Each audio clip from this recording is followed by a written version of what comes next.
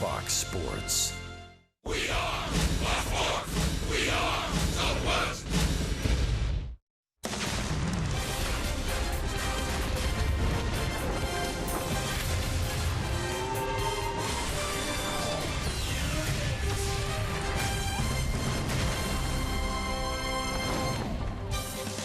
Texas Rangers baseball is presented by AT&T High-Speed Internet at the Rogers Center in downtown Toronto.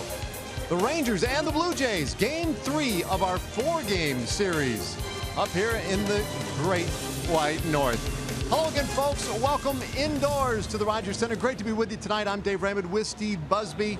We've seen some really well-pitched, low-scoring games to this point, and I suppose there's no reason to believe that we won't see more of the same tonight. So let's take a look at this pitching matchup this evening. Well, you've got a couple of guys that are decidedly different. They're about as different as you can be and still throw from the same right side. That would be Colby Lewis on your left and Aaron Sanchez. Colby, of course, very much a fly ball pitcher, coming off a very good outing last time against the Los Angeles Angels. 7 strong innings, just 2 runs, and Colby picked up his 2nd win of the year. Meanwhile, Aaron Sanchez, a great sinker, a very hard sinker in the mid-90s most of the time. And he can be equally tough, although equally domineering, because he has the potential for a lot of ground balls. So different styles, but hopefully for the Rangers, the same kind of result that Colby got last time as he takes on the Blue Jays. No doubt, and for these Rangers hitters, be looking fastball. Sanchez nearly 80% fastball, so no secret with what he's going to try and do tonight. We'll be back with a little bit more in just a moment.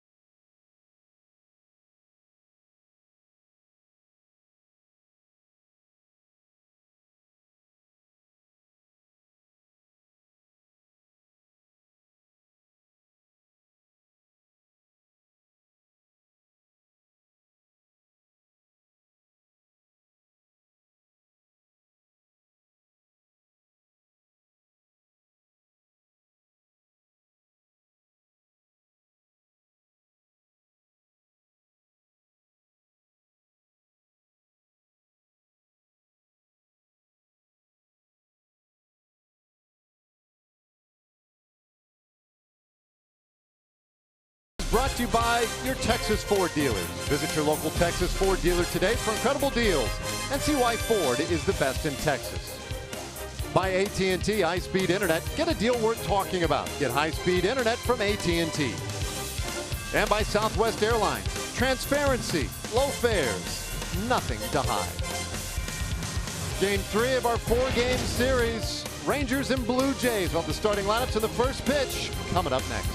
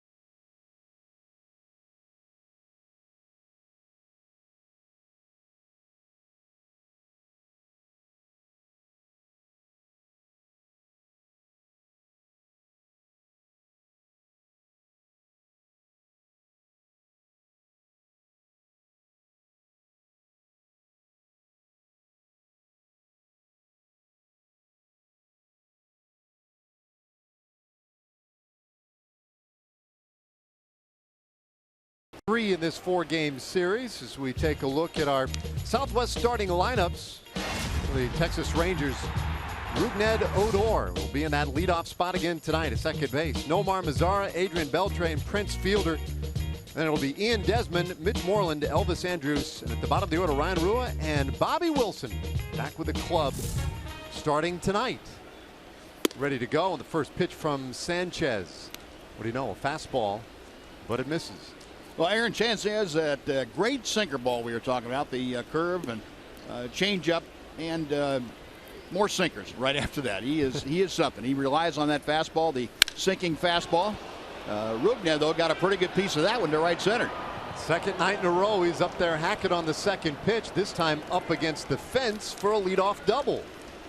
So yesterday it was the home run, today the double, as Odor is taken very nicely to that leadoff spot. He was swinging the bat much better before he moved into the leadoff spot, and once he got in the leadoff spot, he continued. As a matter of fact, and Dave, you mentioned seeing more fastballs. He is doing that at the top spot, and he loves fastballs. He has not seen one in his life that he doesn't love right away. Almost hitting that one out of the yard also.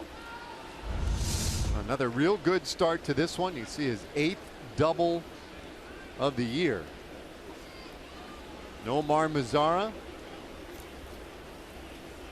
The first pitch, here's that curveball from Sanchez. One thing we might mention before we get too far along with Odor, getting that pitch up in the strike zone a bit, and that's what hitters have to do against Aaron Sanchez. Make him elevate the ball a bit, take some of that sink out of it. Odor got the pitch and did not miss it. Right-hander left that one up just a smidge.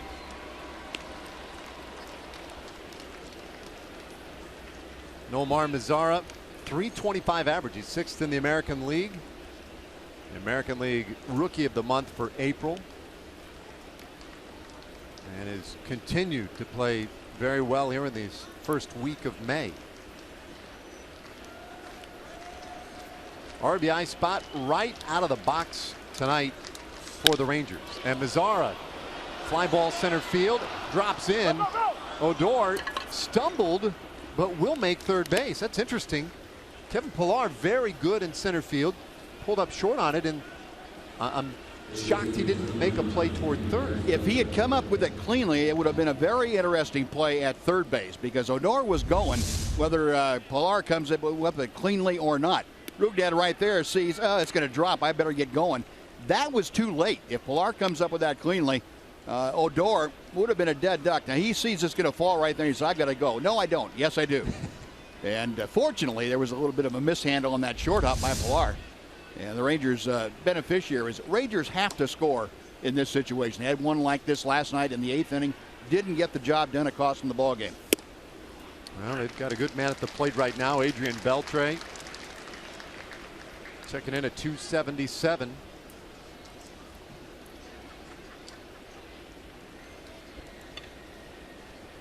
Beltre's been very patient, and what you look for here, Buzz, is just put it in play.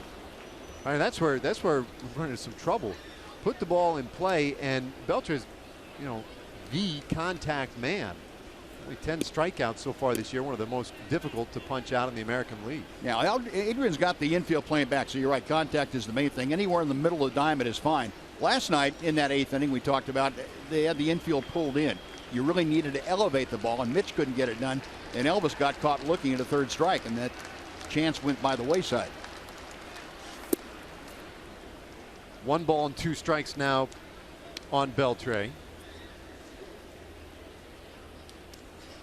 Adrian doing very well in these spots, but he has cooled down a little bit in the last couple of weeks. They need this heart of the order to get going. Fielder waiting on deck. Another one. This one lofted just over short. That will get Odor home, and the Rangers do get on the board. 3 straight hits off Aaron Sanchez. It's 1-0 Texas. Oh, nice job by Adrian Beltre. It doesn't have to be pretty, and it might sting your hands a little bit, but Adrian gets the RBI, gets the Rangers on the board, and that's the most important thing. That had to feel good for the entire ball club to get that monkey off their back. Real close. Tulowitzki in at double play depth, a couple of steps toward home. Maybe that enabled the ball to fall in, but whatever the reason, Adrian will take it, so will the Rangers.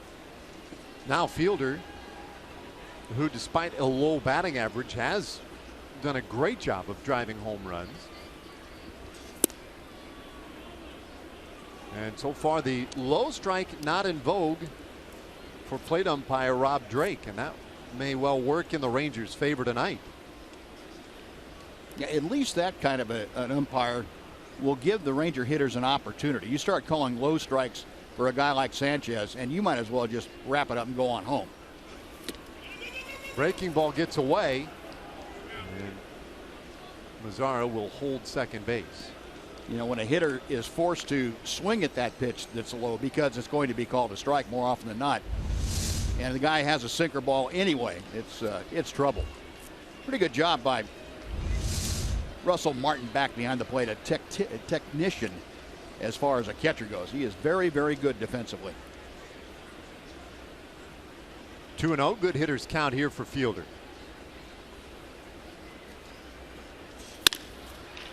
And that one smothered by Tulowitzki. They get the one out, but the Rangers will have him on the corner. Boy, that one just about got through. Yeah, we talked in the first 3 games about how good Tulowitzki is defensively. You get a pretty good idea. Again, up at double play depth, shading up the middle. And what a play as Tulowitzki from his back is able to get the force at second base. Great range and Gold Glove in the National League several years, and Tulowitzki showing you why with that play. He's been busy already tonight over at shortstop.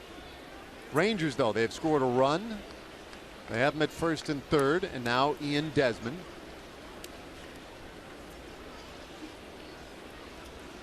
Desmond 1 for 4 last night, and he's hit safely in 6 of his last 7 games. There's that great two-seam fastball. Starts off the plate, comes back, and rests right on the corner. The problem, too, for these Rangers hitters is none of them have really had much of a look at Sanchez in their careers. Slow roller third.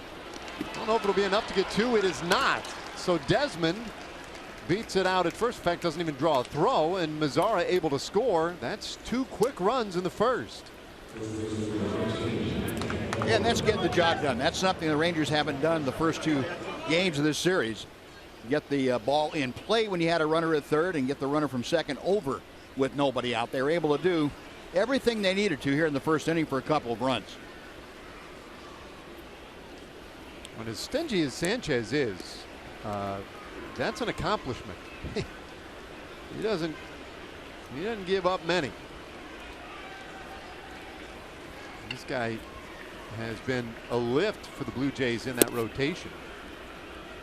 A .259 earned run average in his first 5 starts. The only time the Rangers have seen Sanchez was in the division series last year. You saw him in all 5 games. He worked out of the bullpen.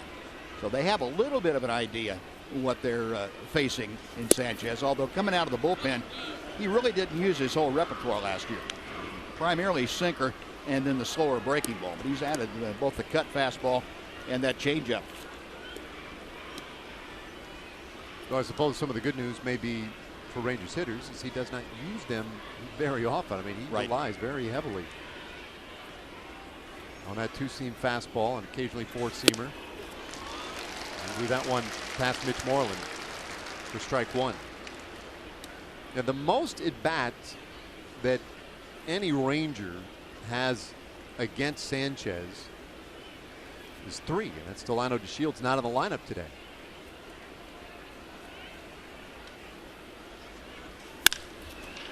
Hard bouncer second should end the inning, and it does. Goins does his job, but the Rangers scratch off 2 runs from Sanchez at the top of the first.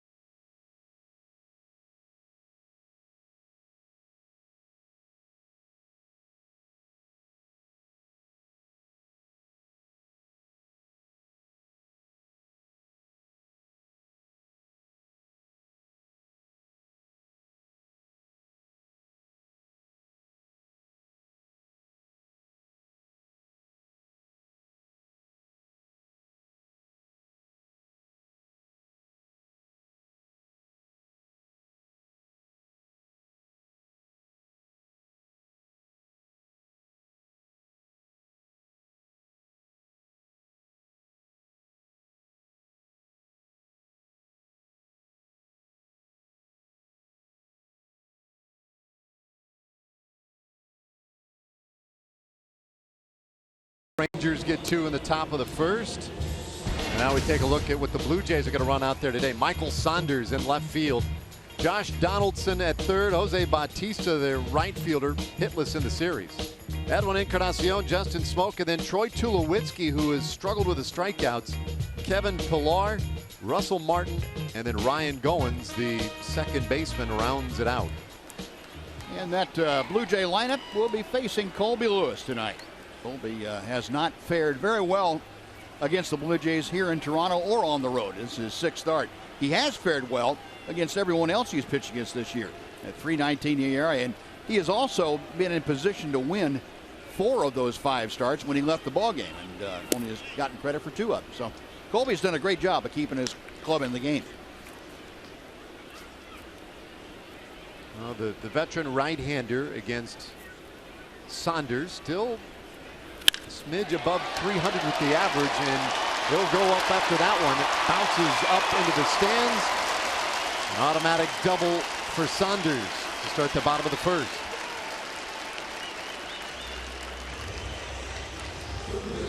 Yeah, Saunders having a terrific year for the Blue Jays, especially after they moved into that leadoff spot. Colby, though, left one right in the heart of the plate, and Michael Saunders swinging the bat too well to expect that to turn out anything differently than at least a double. I know it's pretty early tonight, Buzz, but you get the sense this game will have a slightly different feel than the first 2. Well, it's been, at least for me, a tremendous surprise to see a 2-1 game and a 3-1 game. And that just, with these 2 teams involved, you normally don't see that kind of lack of offense.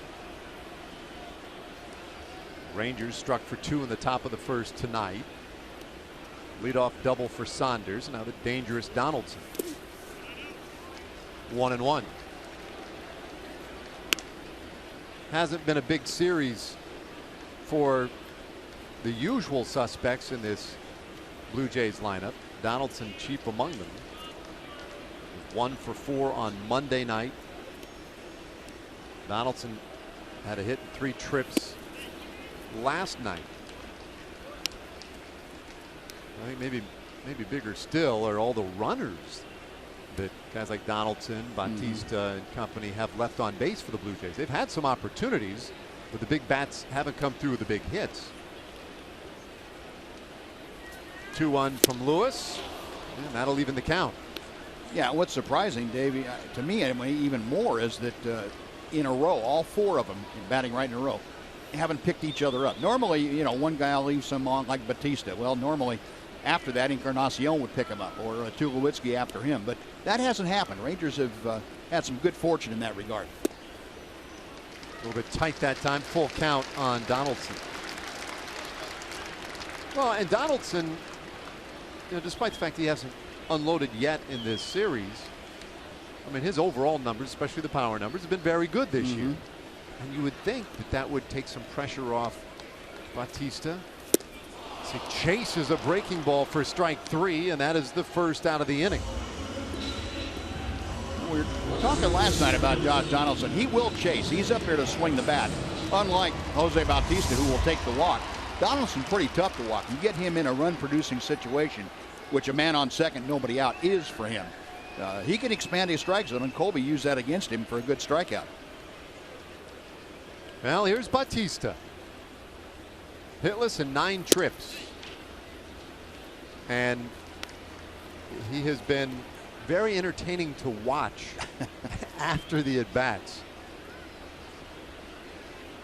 Yeah, it's kind of like watching a train wreck. It's hard to take your eyes off it.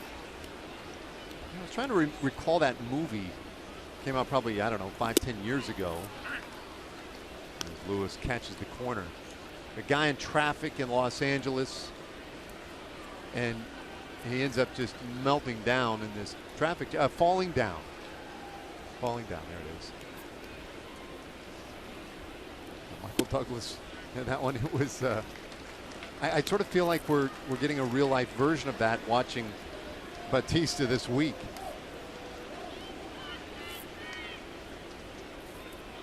Two and one the count. Average at 219 for the dangerous right-handed hitter. I suppose, Buzz, we don't want to take it for granted too that everyone viewing would know why this is so entertaining to watch. But Bautista kind of put himself in the crosshairs last year in Game 5 of that ALDS with the now infamous bat flip. Hits this one hard, and there is his first hit. Rua up with the ball in left, and that one's going to go through, but not in time. Saunders scores, and Bautista drives in the first run of the game for the Blue Jays.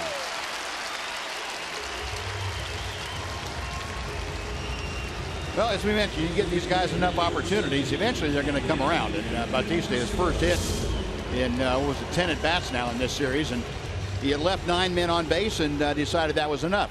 But he got a pitch he could handle, and Colby not able to get that ball down and away. You get behind a guy like Bautista, he gets very selective, but when you throw a strike at 3-1 or 2-1, he's going to have a pretty good hack at it, and he did. So back to a 1-run game now as Blue Jays edge a little closer. Now Edwin Encarnacion, and he's up there hacking. .236 average for Encarnacion. It's a big year for him too. Contract year. A guy who has put up numbers. It was back in Cincinnati or here in Toronto, and established himself as a real good middle of the order power source. He's homered just once in the last 16 games. And maybe on the negative side, Dave, he's established himself also as a DH. And that is he really true. doesn't have a defensive position that folks are comfortable with. So he's in a perfect situation right here. They're right in the middle of a very powerful lineup, and he can't be overlooked. Gets a good swing here, but that one's not going to carry for him. Rua has plenty of time, and there are 2 gone. In fact, speaking of Rua and company, let's take a look at the Rangers defense tonight, delivered to you by Fred Loya Insurance. Rua, Desmond, and Nomar Mazara in right. Adrian Beltre at third base, where he has been so good again this year. Elvis Andrus and Rougned Odor up the middle. Mitch Moreland manning first. And welcome back, Bobby Wilson behind the plate today with Lewis forming the battery. Rangers traded for Wilson yesterday, arrived today, and can't wipe the grin off his face. Very happy to be back with the club.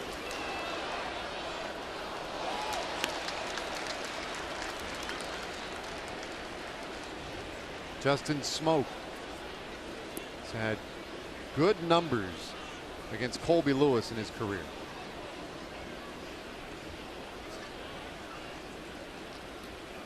Switch hitter,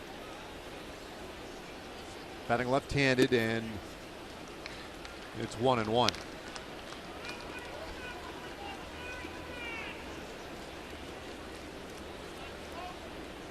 Former Texas Ranger Smoke back in 2010. And it's 2-1. So this was last night, and this was the 10th inning. After he had tied the game with a solo shot in the 9th, well, he ended the game with that 2-run blast in the 10th. Not many highlights lately offensively for this Blue Jays team, but Smoke provided 2 huge ones last night.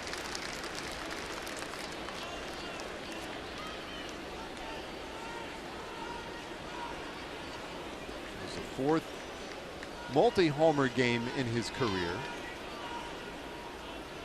As you can see, the first time hit a game ender.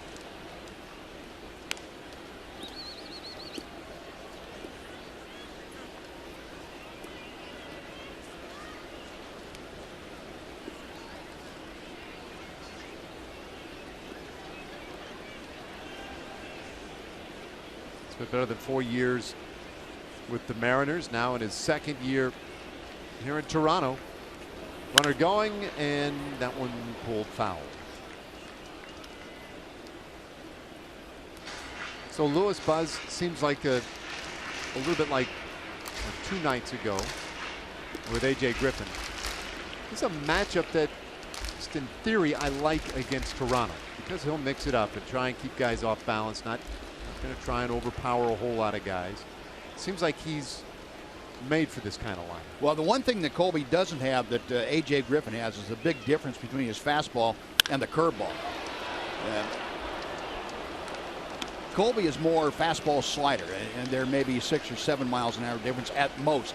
Whereas when A.J. Griffin throws you that slow breaking ball, it's 20, 23, 25 miles an hour slower than the fastball. And that really disrupts a hitter's timing, especially guys that have a power-laden lineup. And then this Toronto Ball Club does that. Colby, though, can throw, as you see, a 76 mile an hour breaking ball, but he doesn't have the good command of that the way that A.J. Griffin does.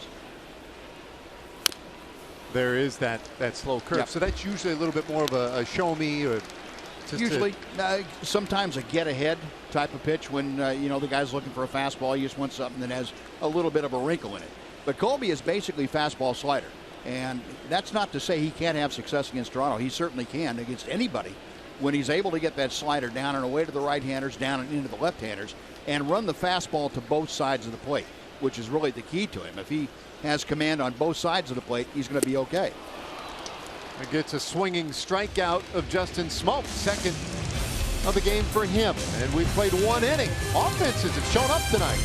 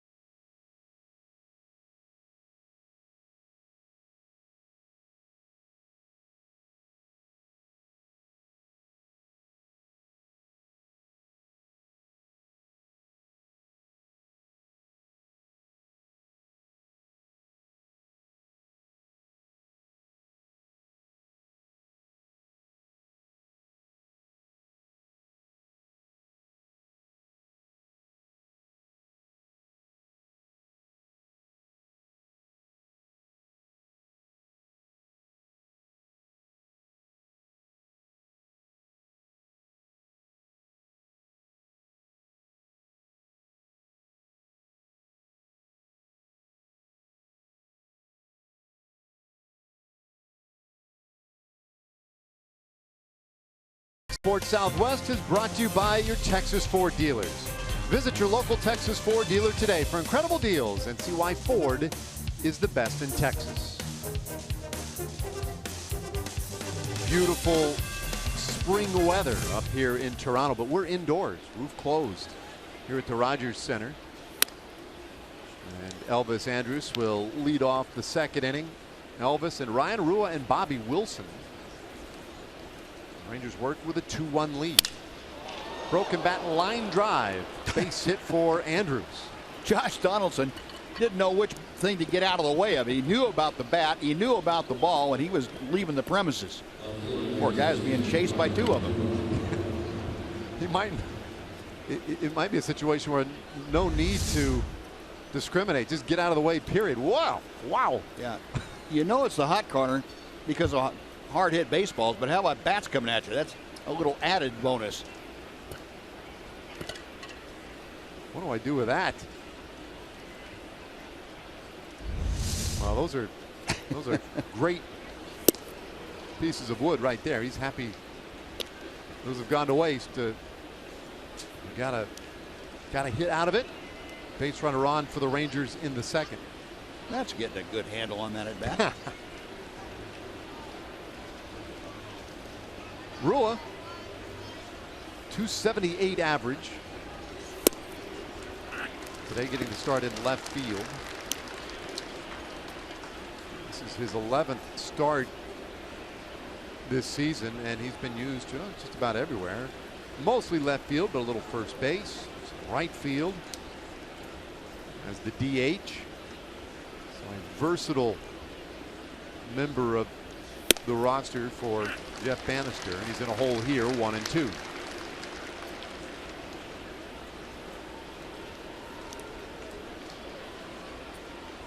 Vanny today saying one of the reasons he liked Rua in the lineup against Sanchez was the bat path. Yeah, it matches well with Sanchez's offerings.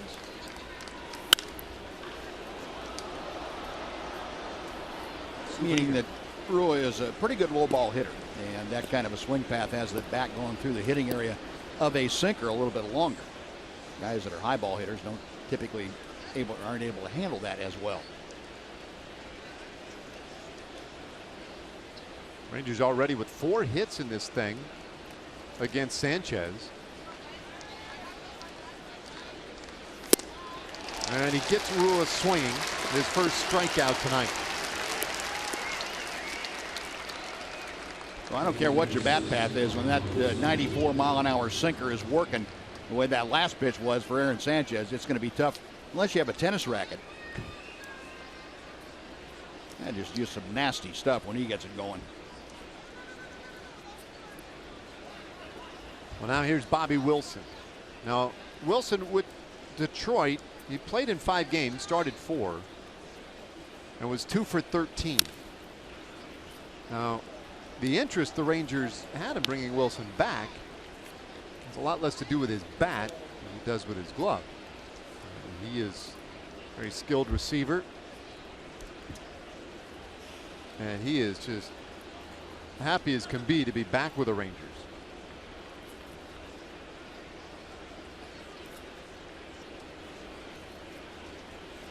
Andrews at first base. This one lined into center field, so Wilson is on. Andrews with a good start, and he'll head to third, so they're on the corners in the second inning. Good aggressive base running by Elvis Andrews. You love to see that. That's what the Rangers really pride themselves in doing, going from first to third on base hits like that. They did it better than anybody in baseball last year. And one of the reasons is you get a good read at first base, and you have that mindset of, I'm going to take the extra 90 feet unless Pilar comes up, makes a throw to stop me. It's not, can I take the extra base? It's, I'm going to unless they force me not to. So Elvis is 90 feet away now after the Wilson base hit. And here's Odor, who delivered the leadoff double and scored the game's first run. Time for our TXU Energy Power Player to watch. And now Rougned, he has enjoyed the leadoff spot.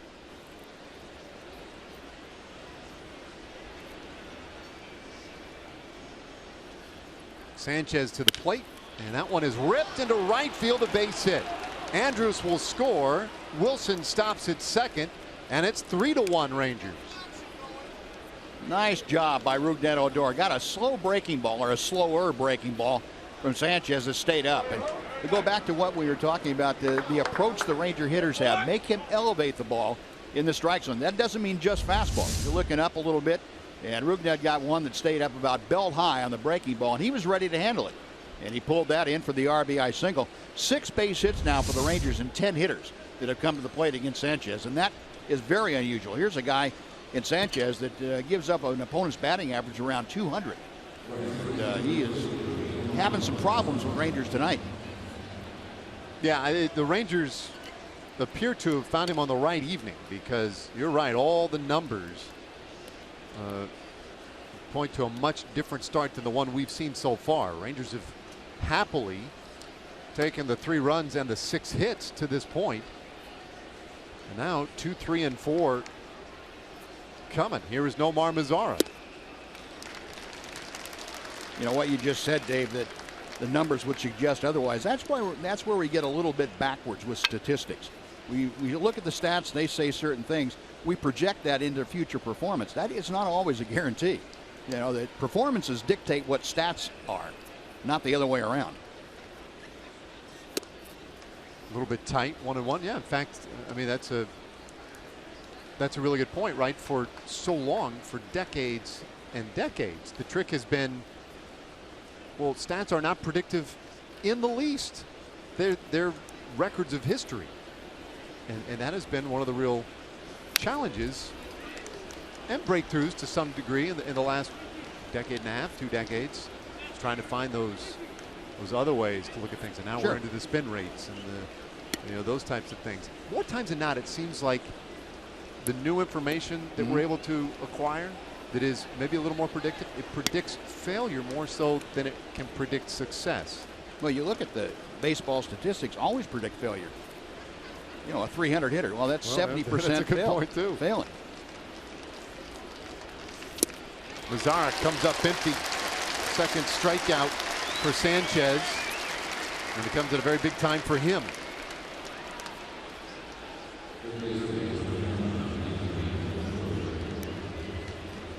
Here's Beltre. He drove in the first run of the game.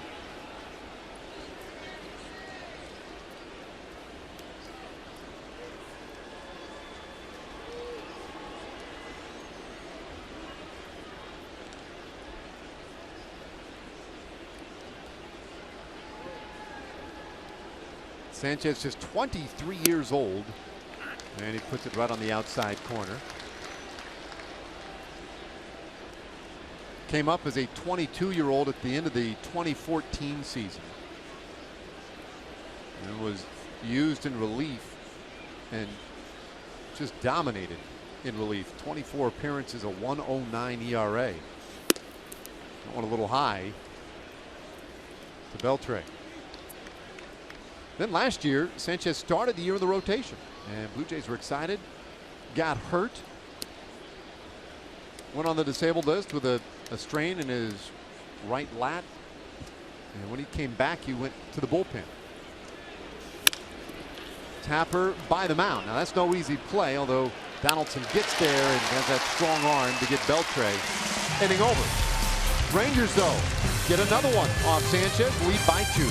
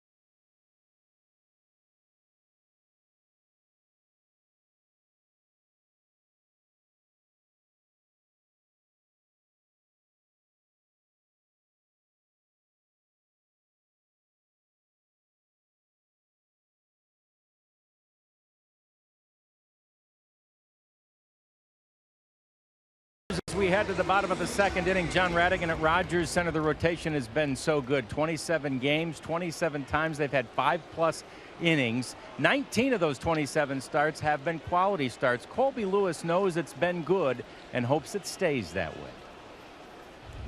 What Darvish doing his rehab starts and stuff like that, I know the front office is going to have a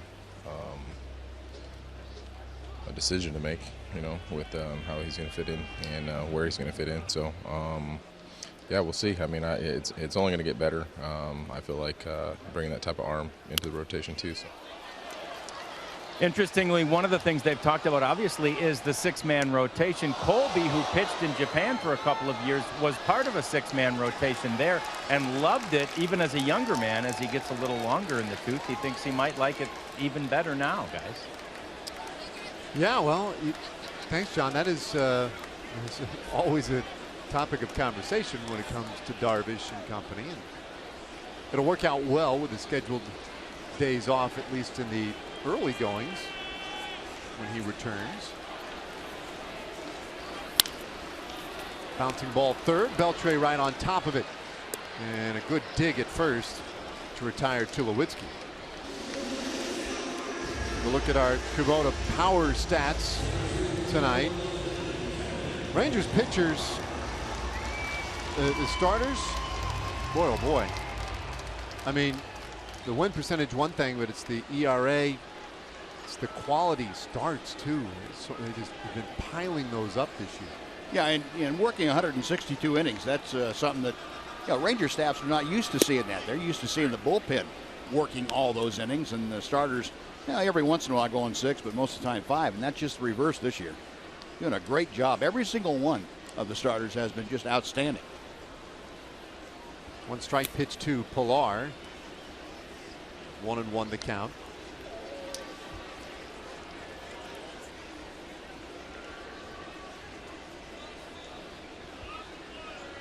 Pilar yesterday had a double in the 9th inning. He was hit by a pitch as well. This one might be playable. Wilson looking for room back there, and he finds just enough. 2 away. Nicely done. Well, if you're a fly ball pitcher, that's an ideal place to get a fly ball. Right back up there, give it to the catcher. Good job by Bobby Wilson. Another guy that is very, very solid defensively. He doesn't really have any weaknesses behind the plate.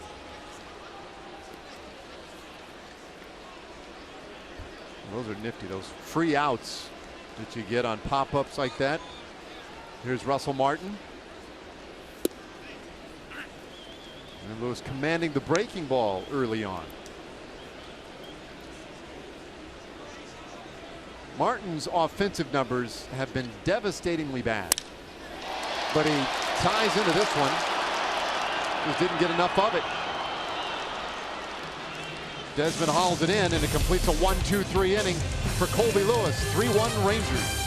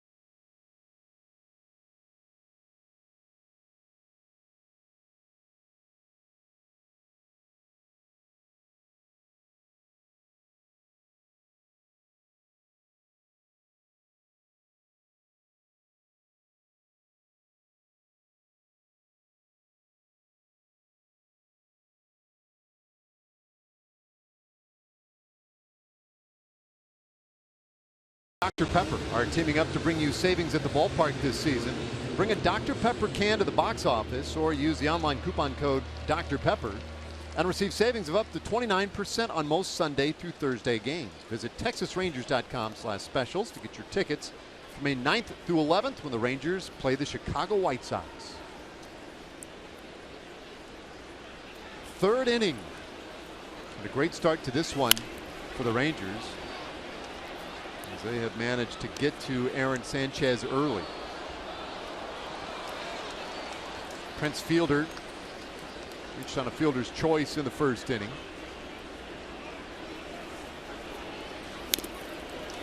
And he's in a hole hero in 2. Rangers cleanup man still trying to get that average going. He's 210 coming in, but has started to find pay dirt on a consistent basis. And then bouncer up the middle. Tulowitzki is there, positioned perfectly. And there's one away. Time now for a Chevy game break as we send it back to Dana Larson in the studios.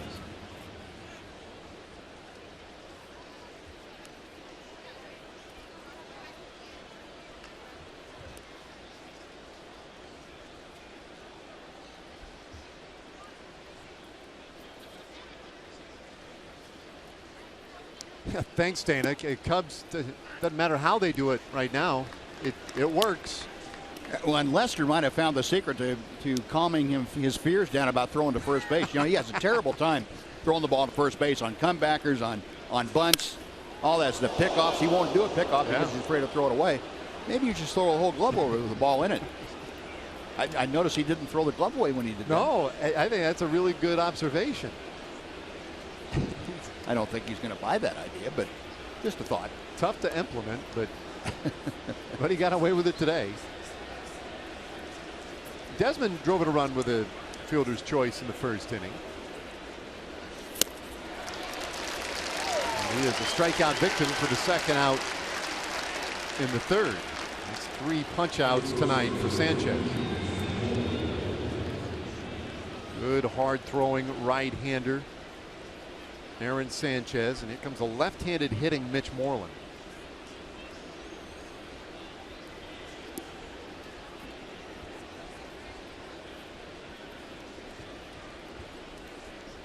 Oh for 2 yesterday with a walk. Sanchez got him to hit it on the ground in the first inning. And it's funny because when he bounced out in that inning, you know, it's a routine ground ball to second. I just assumed it was 4-6, but they've got the same shift on now as they had then. In fact, it was the routine 6-5 put out at second base because they go with the 3 infielders on the right side and 1-man solo on the left. There you go. You don't take inventory between each pitch anymore. You're liable to get burned like that. Yeah, make them more of those runner's vests where they have numbers on the front and back, and that way you can tell who's out there. Well, it gets crazy with some of these shifts. You get third baseman going out and playing the shallow right field deal and all kinds of different things. It's hard to tell who's where. Yeah, you're right. Just because you see 3 infielders on that right side of the infield, it doesn't mean that it's first, second, and short. Right. They will swing the third baseman way over there. Leave the shortstop in his normal spot at times.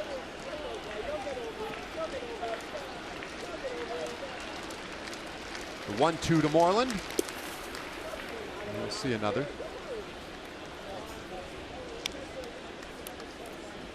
Look at those numbers right there. Teams love this shift against the Rangers. Yeah, well, the Rangers, you know, Mitch Moreland, Prince Fielder, a lot of guys that, especially the left-handed hitters, that pull the ball exclusively until you get a runner in scoring position. And then both of them will take the ball back up the middle, especially Prince. His eyes have to light up when he comes up with the runner in second base and they go into the overshift. That leaves the shortstop hole wide open for him, and it's just like putting money in the bank. It's fine. You want to do that? I'll take my RBI and go right along. The ball pulled to that right side. Tulowitzki takes care of business in a 1-2-3 innings for the first time tonight for Aaron Sanchez.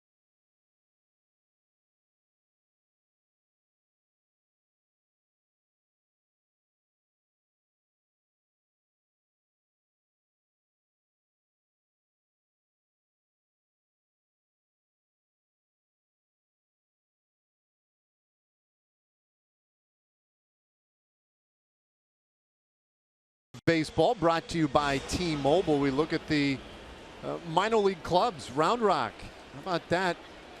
15-10 start. Gallo hurt though. Jurickson Profar, 7 multi-hit games at this point. Rough Riders are rolling, and High Desert closing in on 20 victories already. So they're loaded with prospects just beneath the big league level, and it is translating to a lot of success. Ryan Cordell, congratulations on the pitcher of the month.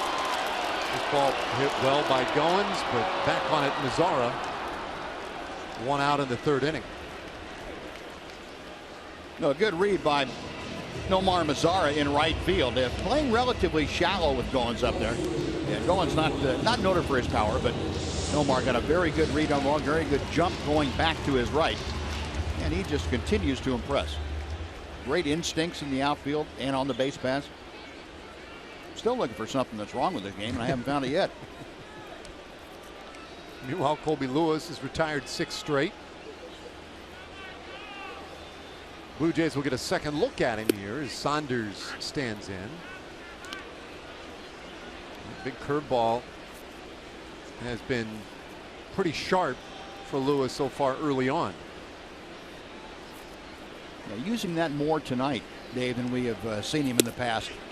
And that's a big pitch for him. He can get that over that, make that a 3-pitch repertoire, and that makes a big difference against a club like Toronto.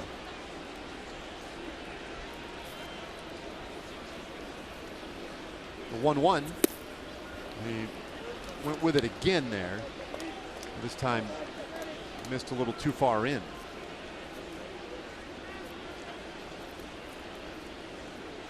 Saunders drove in the Blue Jays' only run on Monday night.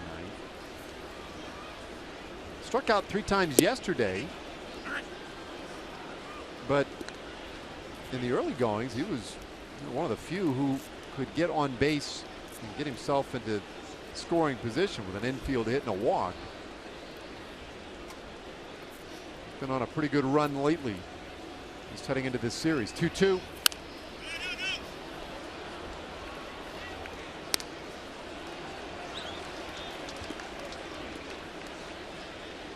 That last pitch by Colby, a pretty good indication of the book on Saunders. If you're able to get ahead, you really have to pound him inside. That's an area that he doesn't like when the count's even or he's behind in it.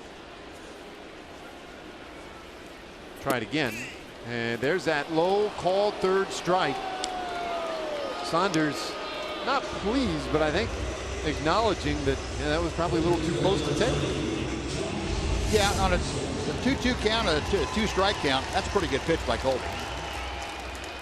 Right down there at the bottom, that's a pitcher's pitch, as they would say. 3 strikeouts tonight for Colby Lewis. His first strikeout of the night was this guy, Josh Donaldson. And he starts him off with that fastball at 90 miles per hour. Colby threw him 3 straight sliders to strike him out last time and started him out with a fastball right down the middle. That's the kind of deal that he'll get hitters talking to themselves doing that.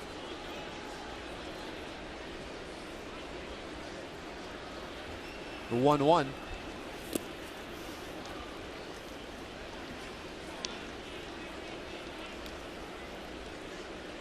Lewis, 36 years old.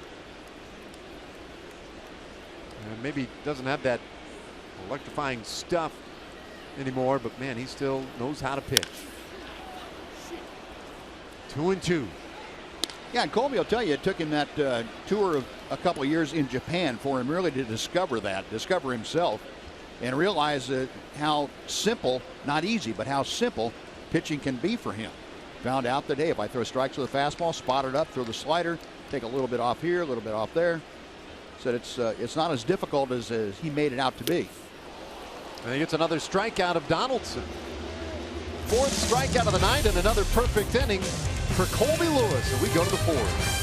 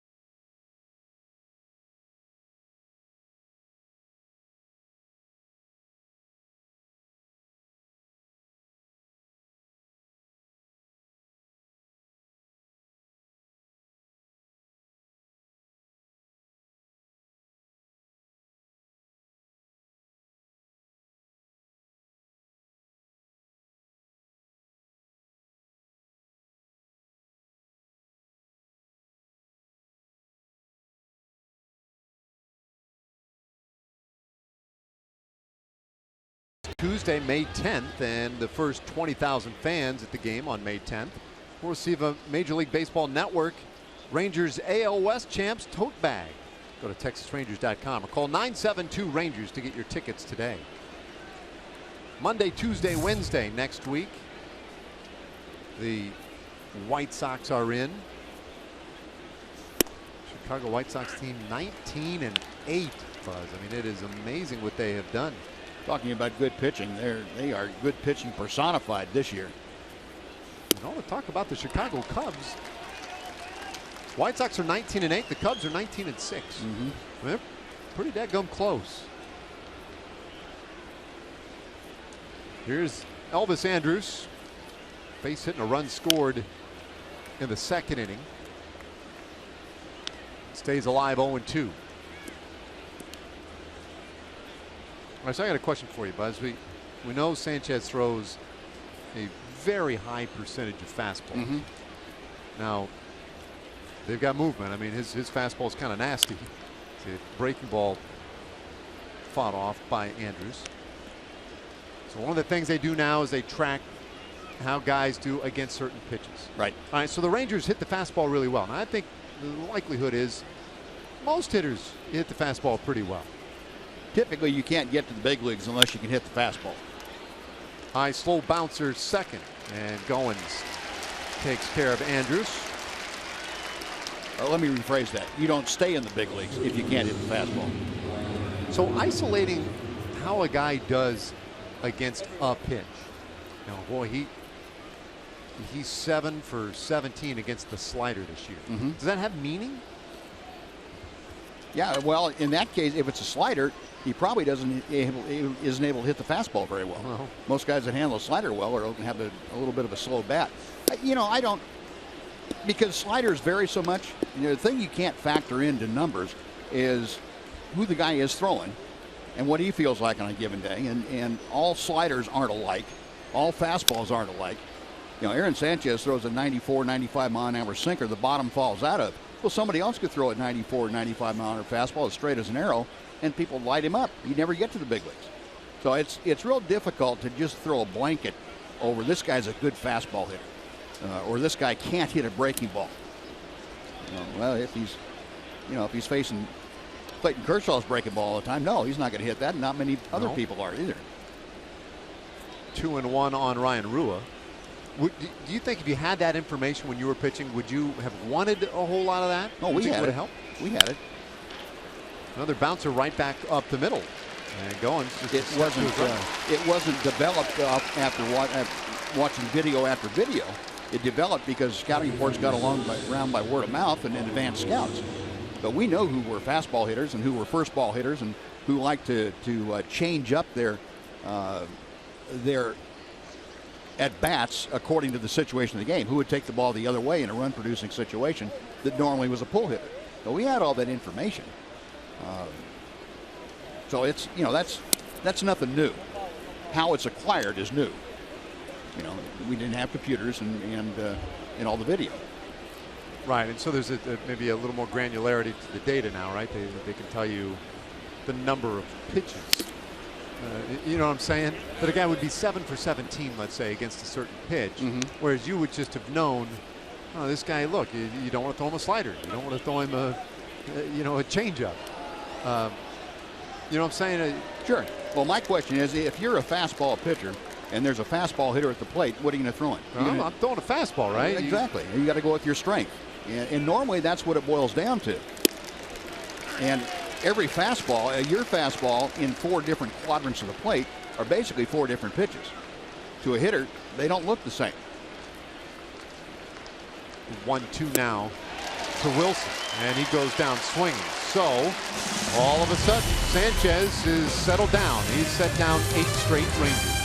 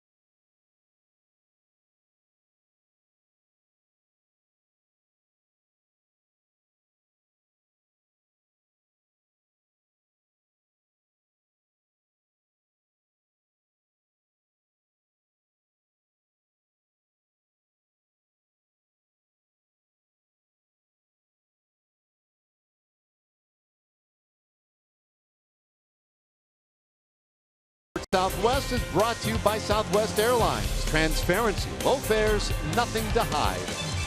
And by Mazda. In every car we make, you'll see why driving matters. Bottom of the fourth inning. Colby Lewis has retired 8 straight batters. And he's got Jose Bautista. Bautista delivered the RBI single in the first inning. That was the last Blue Jay to reach base against Lewis tonight. It was Bautista's first hit in this series. 1 for 10 now. And Colby jumps ahead of him, 0-2.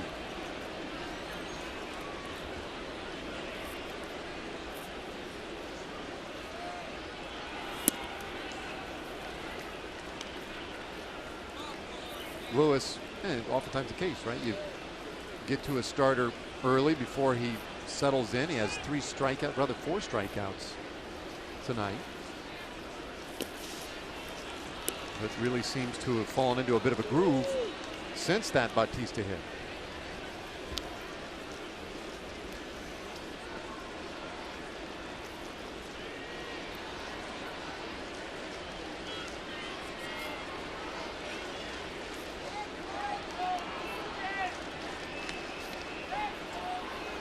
Two. And he went. Make it 5 strikeouts. And Bautista, as you pointed out the other night, not one to suffer an out quietly, jawing with Rob Drake. Good job by Colby. Go back to work on Bautista. He got a base hit the first time. I drove in a run. Colby, though, worked him over that time pretty well and reminded him that, hey, you're not swinging the bat very well, and I can take care of you if you need to. And yeah, it might have been a pitcher's pitch, pitcher's call, if you will. Hang with him. 1 away. And Encarnacion 0 for 1.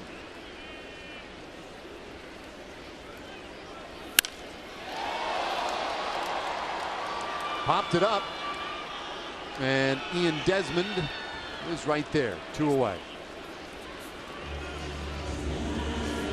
Well, Colby gets a lot of fly ball outs. Generally speaking, that is what his 5th tonight.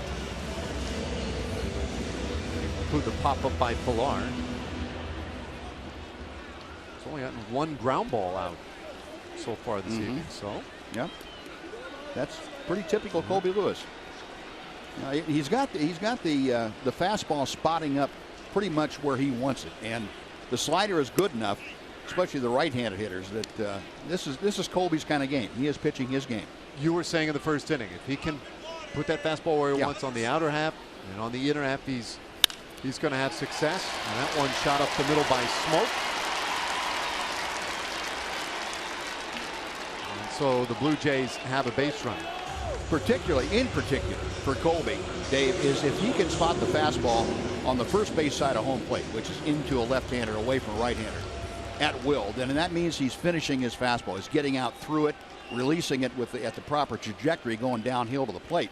That makes his slider that much better, because when he finishes that off the same way, it's on that same plane and breaking sharply down and away from a right-hander.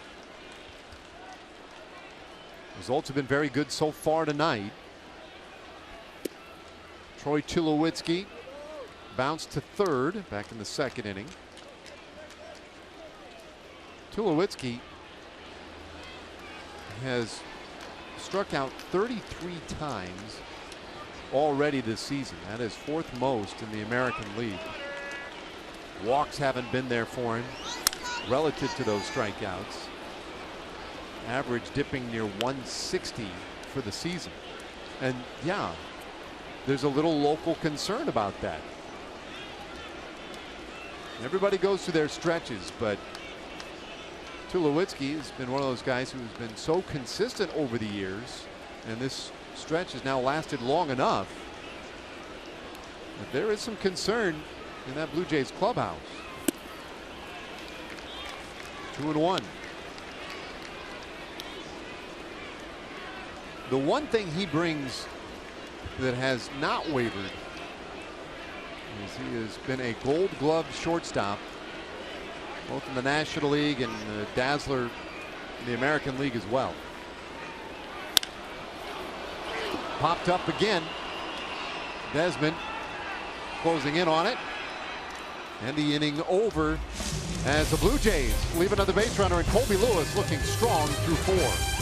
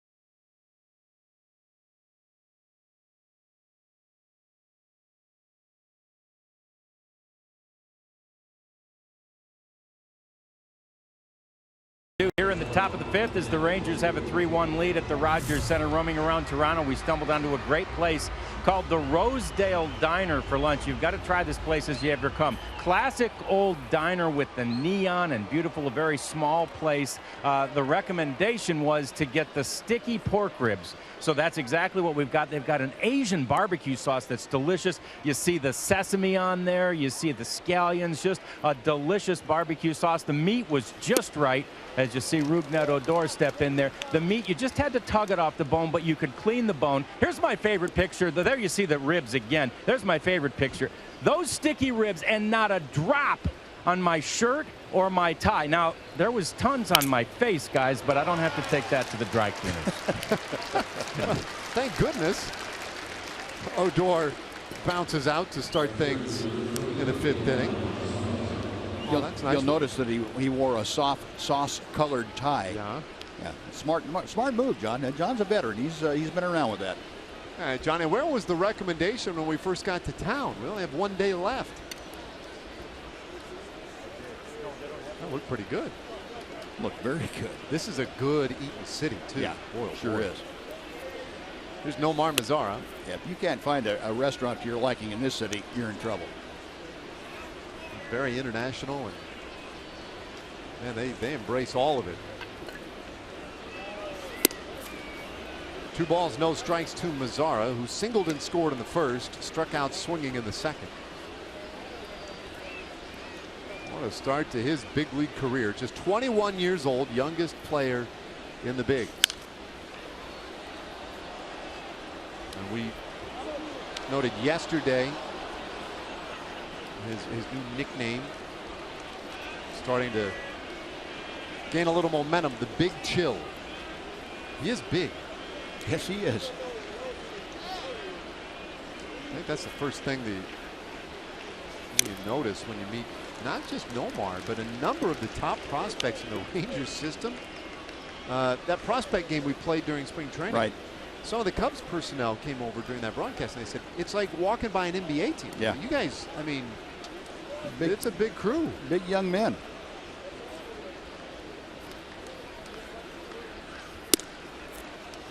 Take that outside and it's a full count. Mazara listed at 6'4", 215 pounds, and he's every bit of it.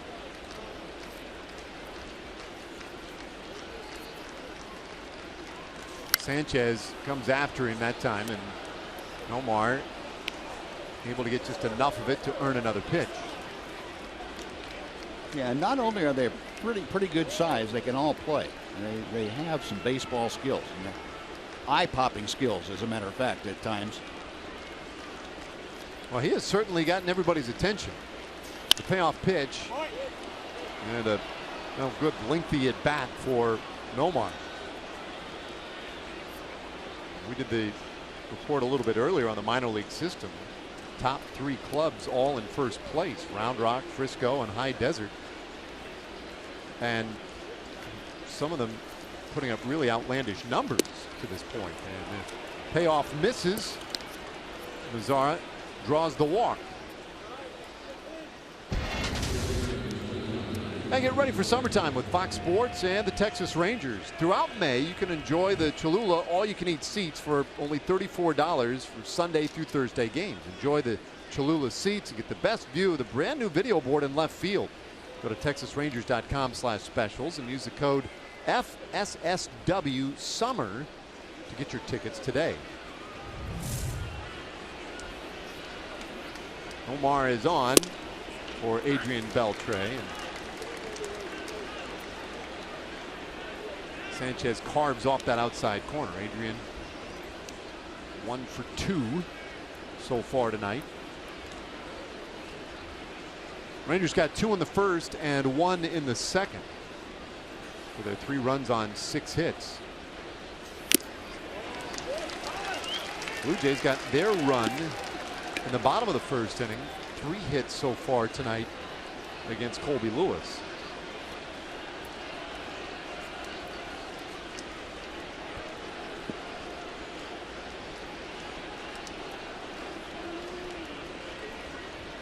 Hard throw on righty comes to the plate 0-2, and that one gets away momentarily from Russell Martin.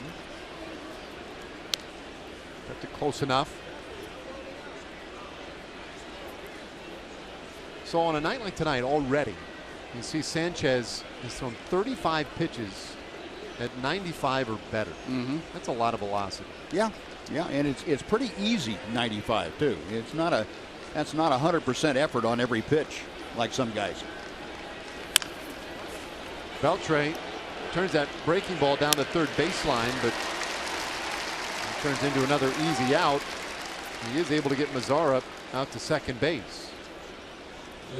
Well, you notice on the 2 plays that Adrian, the last 2 times Adrian's been up, he hit the chopper to third base, and that's really a function of that heavy sinker that Sanchez throws. But on turf, that's a much easier play for the third baseman coming in. You don't have to worry about the ball hitting and dying, or staying down low. You know that's going to be a pretty consistent hop coming up waist high for you to play, and Donaldson plays it very well, and all third basemen would love that kind of a play. Get that room service hop. 2 out, the man at second. Fielder goes after the first pitch, and Smoke takes care of him. Nothing doing for the Rangers in the top of the 5th. We go to the last of the 5th inning today, a 2-run game.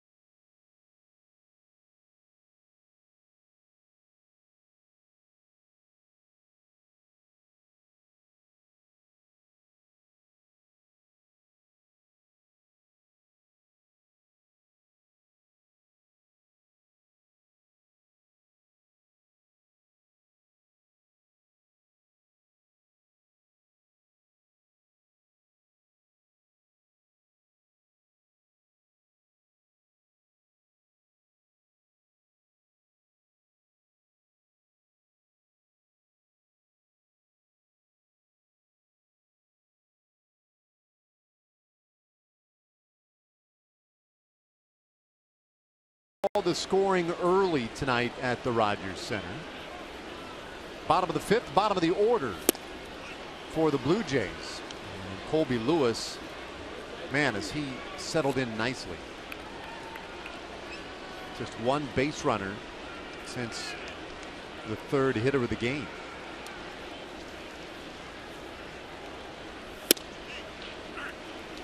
Oh, and 2 to Kevin Pillar. So he's come out throwing strikes tonight. Well, yesterday was a game where it was not just Martin Perez. It was everybody who pitched in that game yesterday. Fell behind every hitter, it seemed. Today, these guys just attacking the opposing hitters a little bit better. Yeah, last night had the ability to be a runaway had Toronto been swinging the bats halfway decent. The Rangers gave them all kinds of opportunities. Pillar chased one there. Now it stays 1 and 2. But as you said, Dave, it's not necessarily who you play, it's when you play them. You catch them when they're not swinging the bats well. It's an entirely different ball game than when you catch Toronto, say like the middle of last year, in July on last year. They were lighting everybody up. Breaking ball bounced right to Beltre. Nice backhand pick and 1 away.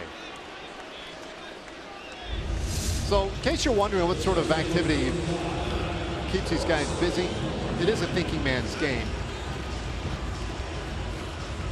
That's a big league bubble. Andrew Alberto's multi-talented. He's a utility player, utility infielder. He's also a utility bubble man. You know it's a good bubble when you're wiping down your forehead.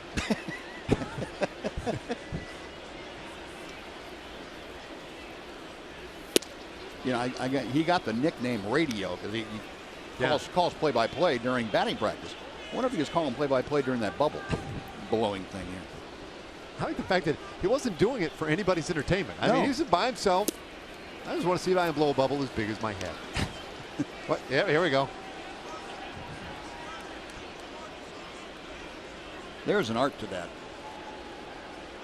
Patience. Yeah. Steady. Oh, bouncer right to Odor. And there, 2 away. Well, preserve it. All right, with that, let's check in with Dana Larson in the studio for a Chevy game break.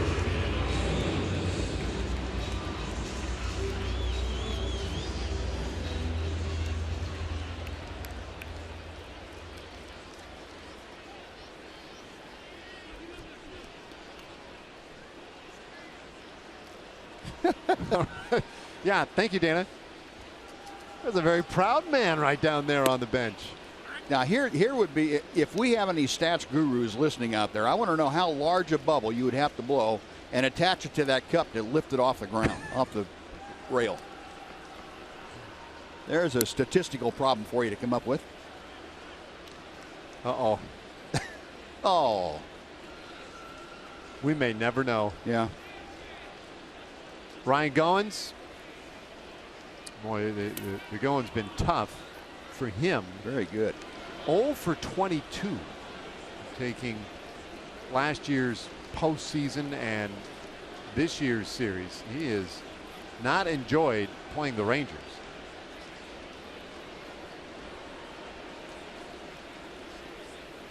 Lewis gets him to offer at that breaking ball. That's a long run and quite enough room for Beltre.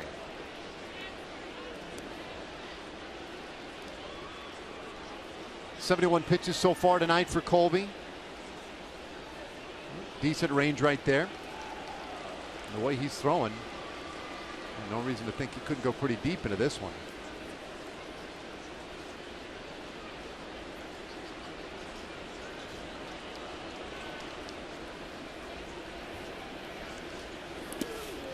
Can't get him to chase. You know, it's interesting.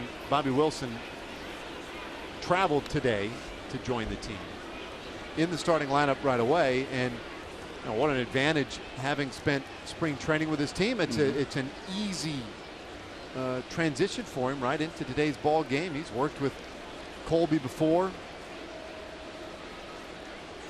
and so far those two have looked pretty good together. Goins pops it up. Rua may have room, and he does. Didn't look like they were offering a whole lot of help down there in that corner, but he didn't need it. Inning over, another 1-2-3 for Colby Lewis, and it takes us to the 6th inning. Rangers with a 2-run lead, and defense offering a little help.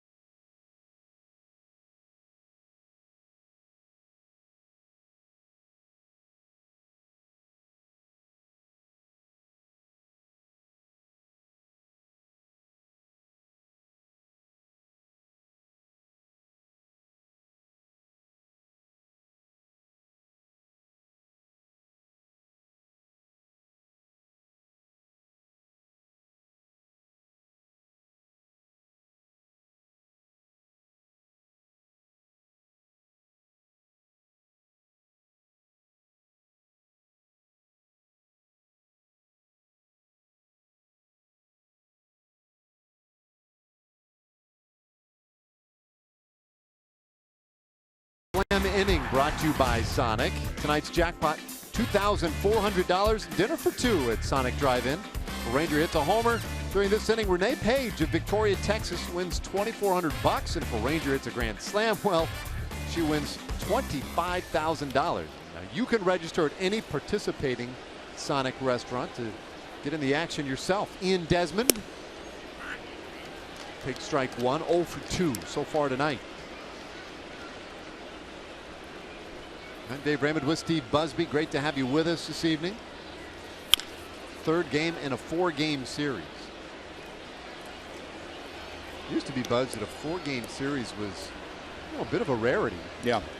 I think this is the third 4-game series already this year. Does that sound right? I believe you're right. That strikes me as a lot. Yeah, it is. It is. And once they went to the interleague all the time, it almost necessitated having 4-game series somewhere in there. Although I'm sure they could have figured out a way to get around it. But 4-game series are weird. You think after 3 games the series should be decided one way or the other. Right. And the 4th game is just superfluous, but it doesn't work out that way. 2 balls, 2 strikes on Desmond.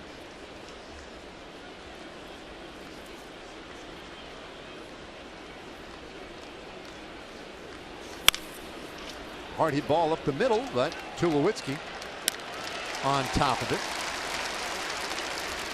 1 away. The Rangers play the Toronto Blue Jays Saturday, May 14th. Why not? You can play them all the time. First 15,000 fans at the ballpark receive a Rougned Odor bobblehead, courtesy of Dr. Pepper and Kroger. Visit TexasRangers.com or call 972-RANGERS to purchase your tickets today. And be sure to wear red to red out the ballpark. Blue Jays next weekend back at home.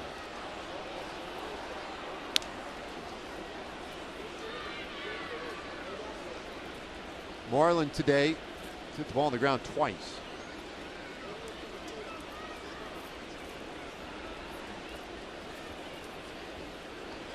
Put that shift on him again. This time he tries to shoot it the other way. And it's 0-2.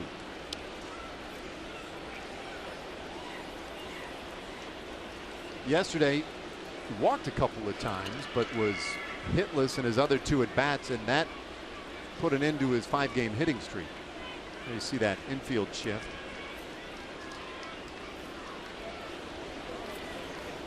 The 0-2 from Sanchez.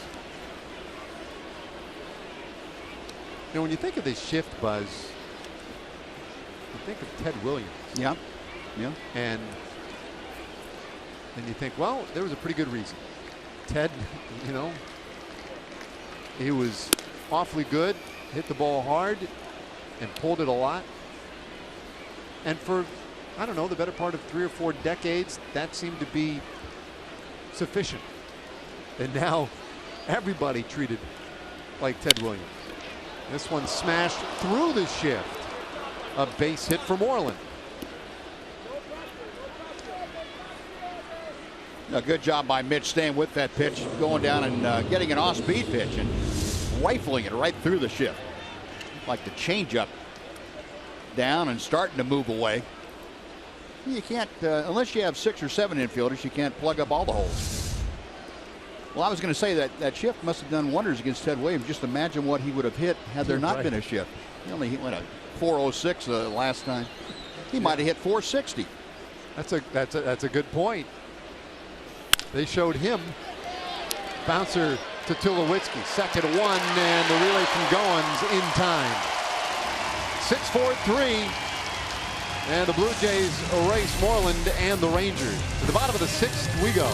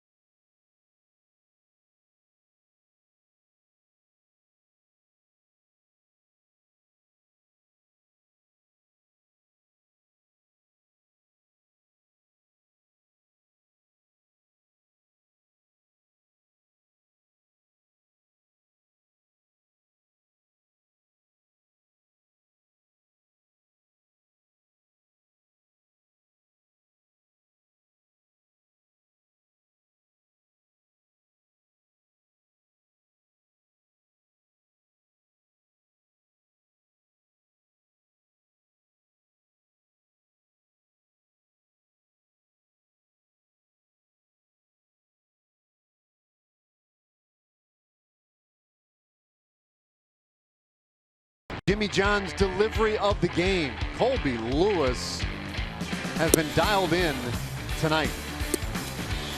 Right-hander mixed it up nicely. He spotted the fastball. And he has tied up these Blue Jays hitters all night.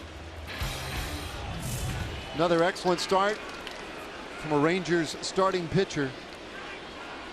And Colby Lewis working with a 2-run lead. He's got the top of the order in this 6th inning. And there's that big backdoor curveball. 5 strikeouts for Lewis. There you see it. Just the 3 hits allowed.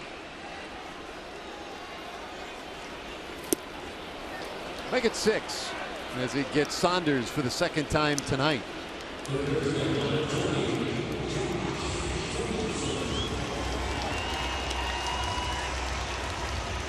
Well, Josh Donaldson has come to the plate twice, and both times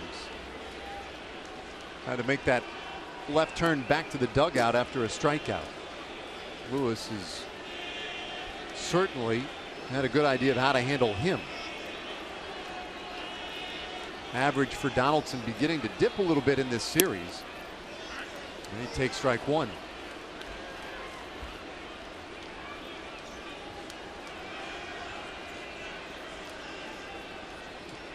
Lewis working into the 6th now. And that means that Rangers starting pitchers have pitched 5 or more in every game this year. 28 straight, 29 going back to last year. Breaking ball. And that's lashed down to Beltre. Nice stop. And another good dig at first. Marlins had a real nice game defensively at first. And there are 2 gone in this 6th inning.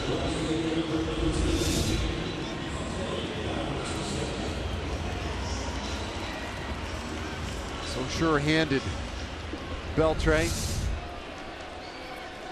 What a joy to watch him handle that position. So 2 away for Jose Bautista.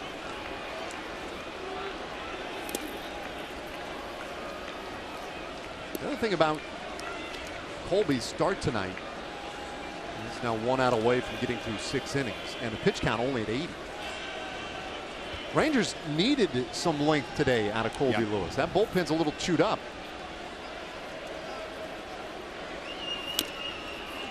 1-1 on Bautista. Yeah, they've got Claudio and Ramos. If Colby had run into a problem early, where they got into a problem, where they're in a problem is as far as usage, is 7 and 8 innings, number 7 and 8, and Colby. If he can preserve some of the guys from having to work before that, then you have more people to choose from. But there are a couple guys down there that I'm sure Jeff Bannister would love to stay away from. Sam Dyson, most notably, has worked 3 days in a row. 2-1 pitch. And a little wide. Yeah, he wants to stay away from Dyson, Diekman, Tollison. And if possible, maybe have to be really pressed to go to Barnett. So that's 4 guys that you try to avoid tonight if at all possible. Ball 4 to Bautista, the first walk issued by Lewis tonight.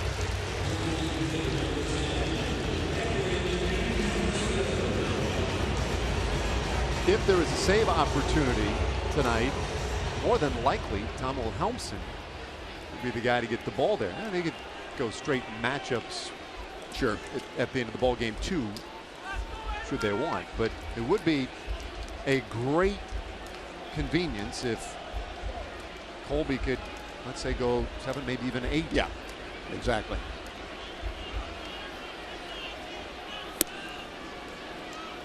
Edwin Encarnacion twice has flied out tonight. And it would also be convenient if the offense decided to bust loose for a big inning again.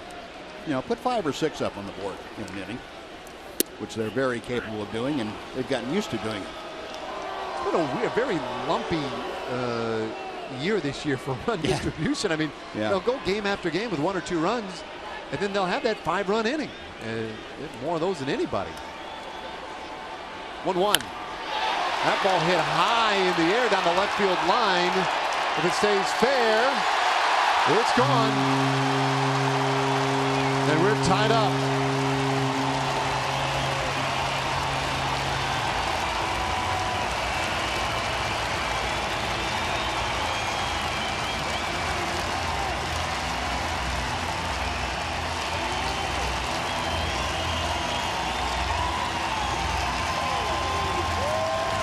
Colby hasn't made many mistakes tonight, and the ones that he had made, he'd gotten away with until that pitch to Encarnacion.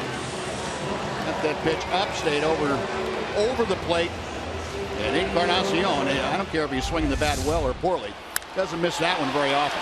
That fastball staying right up there.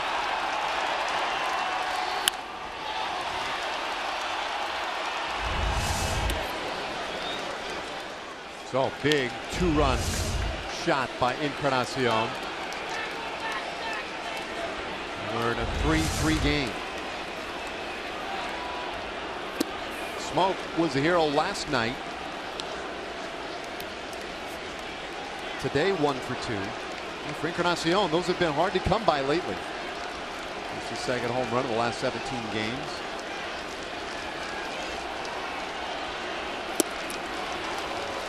One and 2 on Justin Smoke.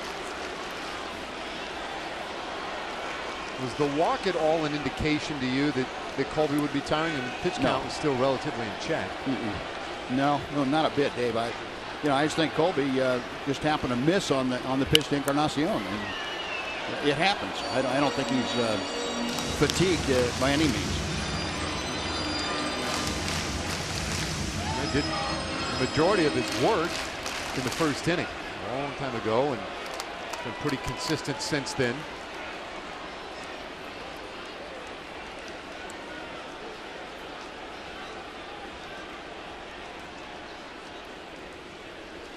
It's one of the things I as a fan and as a teammate, that you accept as part of the territory with Colby Lewis is he gives up home runs. That's the 8th allowed this year, most in the American League. He's done a good job of, to this point, I guess, picking the spots where that home run has been allowed. Yeah, not many of them did multi-run home runs.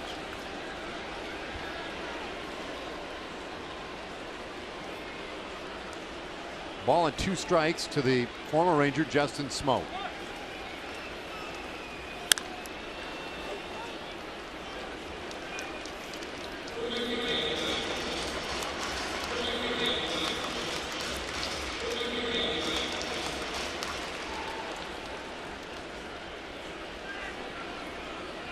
It's becoming a longer inning for Colby, at least in terms of pitches thrown. That 25 pitch first inning, everything else under 20 until this inning.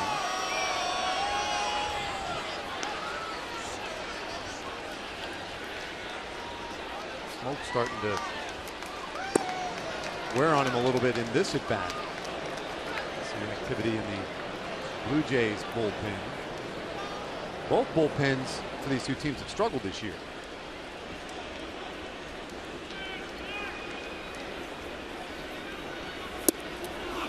There's the strikeout of Smoak, and that's enough to end the inning, but one batter too late. Encarnacion with a 2-run shot to left has tied this one up.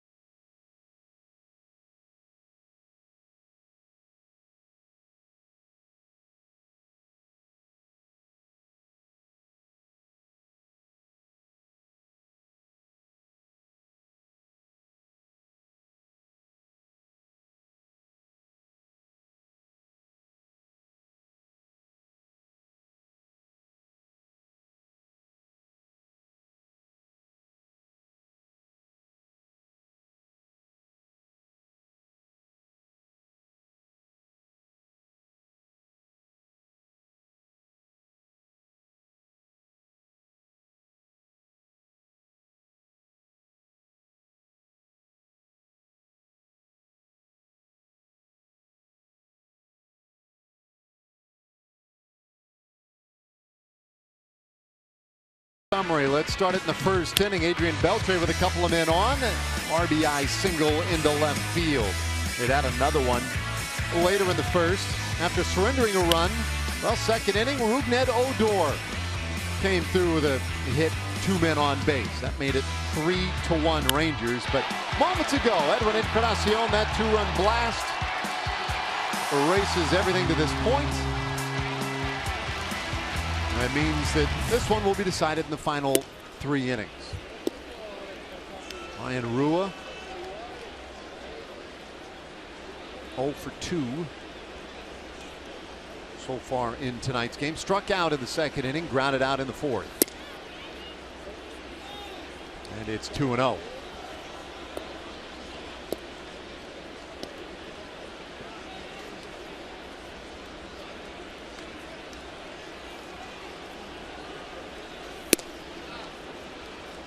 Well, it was the walk in the bottom of the 6th. Really created the trouble. Bautista got on in front of Encarnacion's home run, but now Rua has worked at 3-0 to start the 7th. That would be a gift to get him on to start this inning for the Rangers.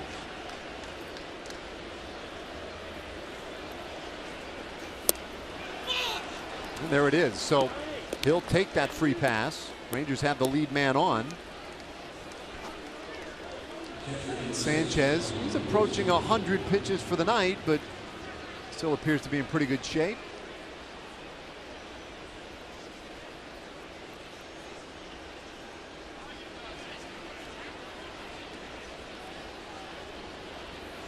There'll be a little conversation at the mound, maybe buying a little more time for that Blue Jays bullpen. Mentioned that the bullpens have been a problem for both teams. When we got here on Monday, the Blue Jays bullpen numbers were the worst in baseball. And since then, it is flipped just a little bit. Their bullpen's actually been fairly effective in this series. Whereas the Rangers got touched up a little bit last night and have taken over with the worst earned run average in the American League. Conversation done, and Sanchez ready to go against Bobby Wilson. He fouls off strike 1. So Wilson trying to get Rua to second base. Tough assignment on turf. Bobby Wilson have to make a perfect bunt because both Smoke and Donaldson very good at fielding their position, and both of them have strong enough arms to possibly foil a bunt attempt by getting a force at second.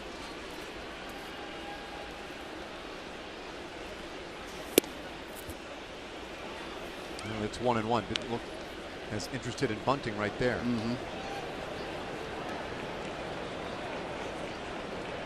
Already and a lefty going.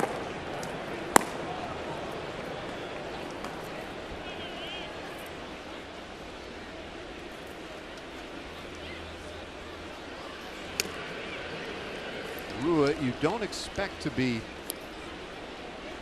too big a threat, but they are going to keep a close eye on him. Well, it might be a hit and run situation.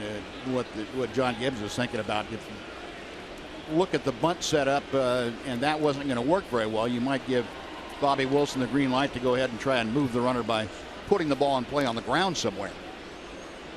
Have Rua taken off with the pitch. Rob Drake was looking into the Blue Jays dugout and gestured into there.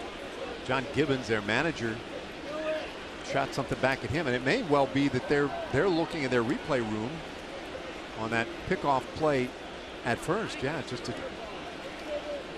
well, this is what we have seen so much more now. What appears to be a routine toss over to first, runner back in there. Now that replay guy's looking for some little daylight somewhere and maybe a potential challenge. Probably the play they're looking at there. Smoke keeping the tag right on Rua, and it hard to tell. Rua going this time, and it's fouled off.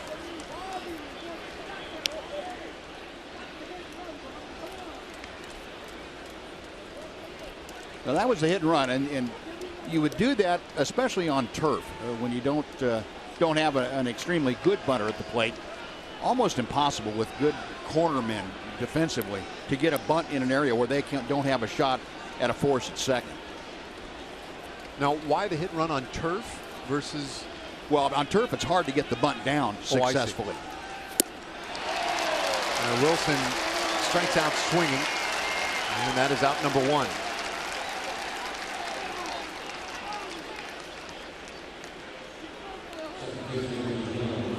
Out of the top of the order, though, for the Rangers, Odor, who has swung a really good bat, doubled and scored in the first, singled in a run in the second. Including tonight. Odor is 13 for his last 31. It's over a stretch of almost 8 games now. He's locked in.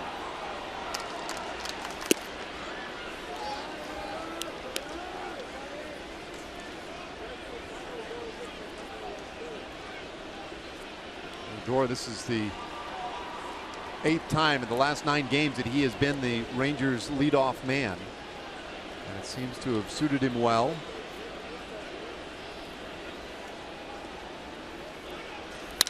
And he swings and unloads on this one out to right center field.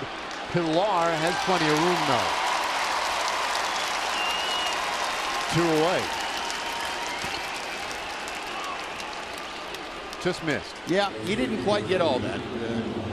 Odor gave it a pretty good ride, but yeah, the alleys are pretty big from the left center field around to right center field. You got to put a pretty good charge in it to get it out.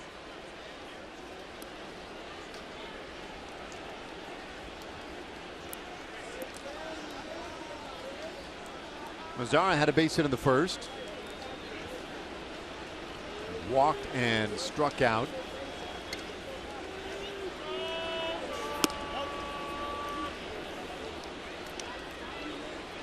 One of the top hitters right now in the American League. The average at 329. Came in at 6th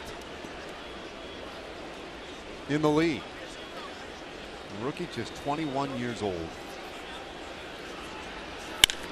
And he hits this ball hard out to the gap, and Pilar again able to close it.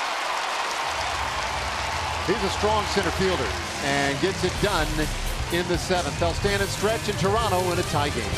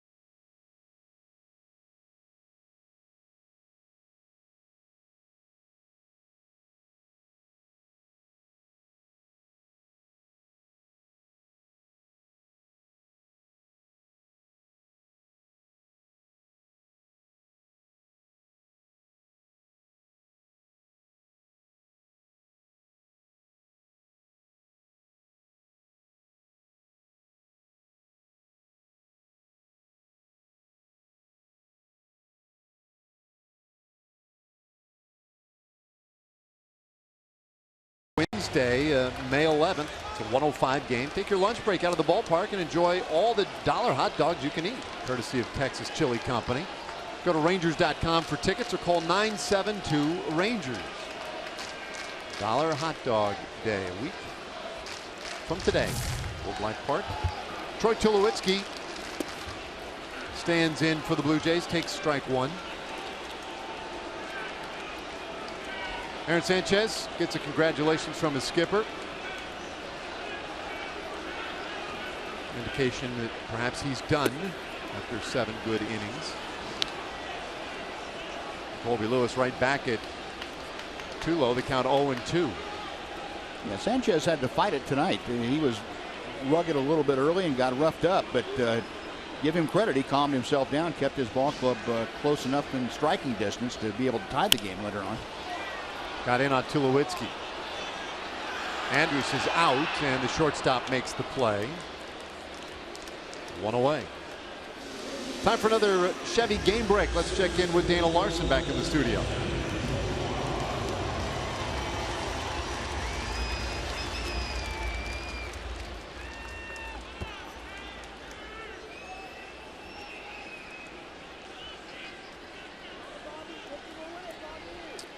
All right, thanks, Dana. Here a tie game. Kevin Pillar 0 for 2. And Lewis again right in the strike zone with these guys in the 7th inning.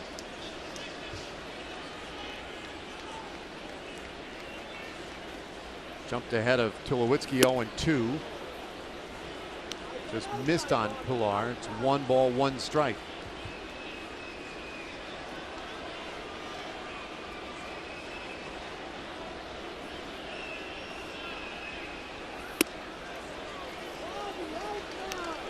Same spot. You're not going to get the call on that one either. Phil Klein, Adi Ramos loosening up. Lewis getting close to the end of his 9th. 2-2 on Pillar. Yeah, this would figure to be it for Colby. This is pushing him a little bit further than he's gone pitch count wise. This is only the 2nd time he's gone into the 7th inning this year. You know, last time out he did complete 7 innings, and that was a very good outing against the Angels. He only needed 80 pitches in that outing. It's 2-2. He's consistently been right in that same area. There's Drew Storen, who we may see in the 8th, and it's been some choppy waters for him. Pillar hits this one deep to left. Arua able to track it down. 2 gone.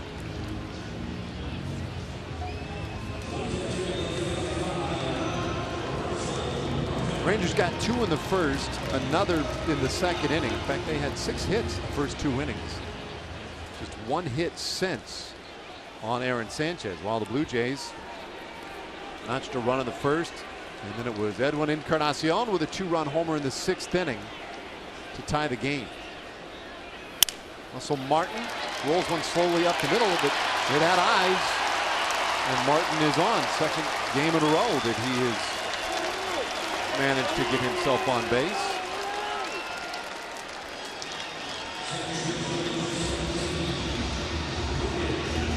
Well, off the bat, you figured, well, there you go, routine ground ball out. Yeah, a little cue shot, and it was in a perfect place. Elvis shading Martin into the hole a bit, and on natural grass that ball probably slows down more, but on this turf, just kept up its speed enough to roll into center field. Ryan Goins 0 for 2 tonight. Hits it right to Odor. You can make it 0 for 3. Inning over. No runs, a hit, and a man left to the 8th inning. All square at 3.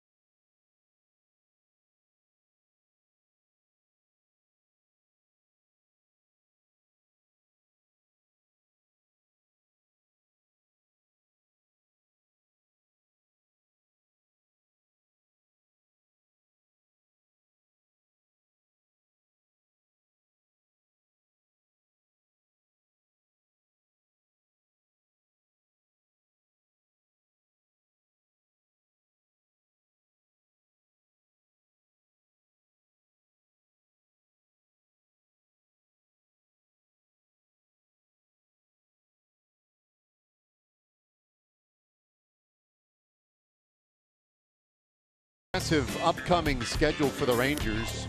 One more game here in Toronto tomorrow night. Then it's off to Detroit for a weekend set of 3 with the Tigers. 6-game homestand and then back to the road again A lot of road games in this stretch for your Texas Rangers. They'll split the first 2 in Toronto. Win tonight would be huge, guaranteeing them at least a split of the 4-game series. And we'll see how they fare against Drew Storen in the 8th.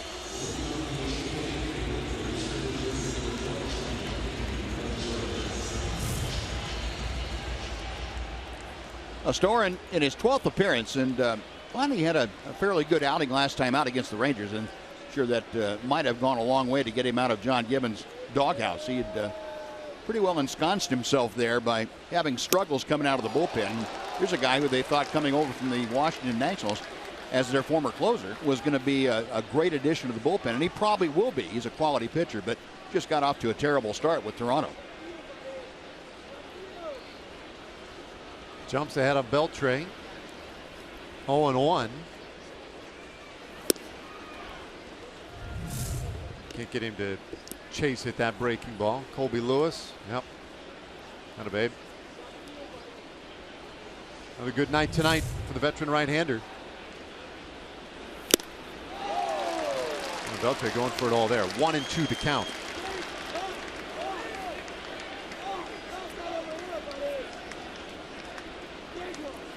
Battle of the bullpens after 7 innings by the starters tonight. Beltre hammers this one through the infield and into right.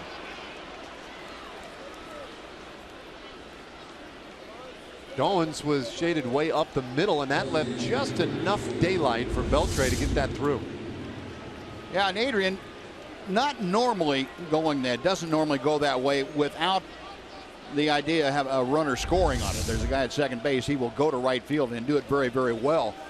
But the shift was on, not an overshift, but enough to open up that second base hole for him.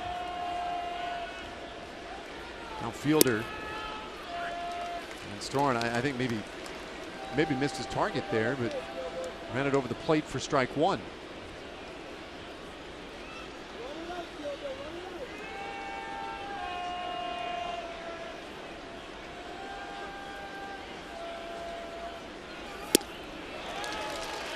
Fielder in a hole, no balls, 2 strikes. Got a little hitting streak recently. Let's take a look at Will Helmson now, loosening for the Rangers. Fielder with a 5-game hitting streak hanging in the balance. 1-2.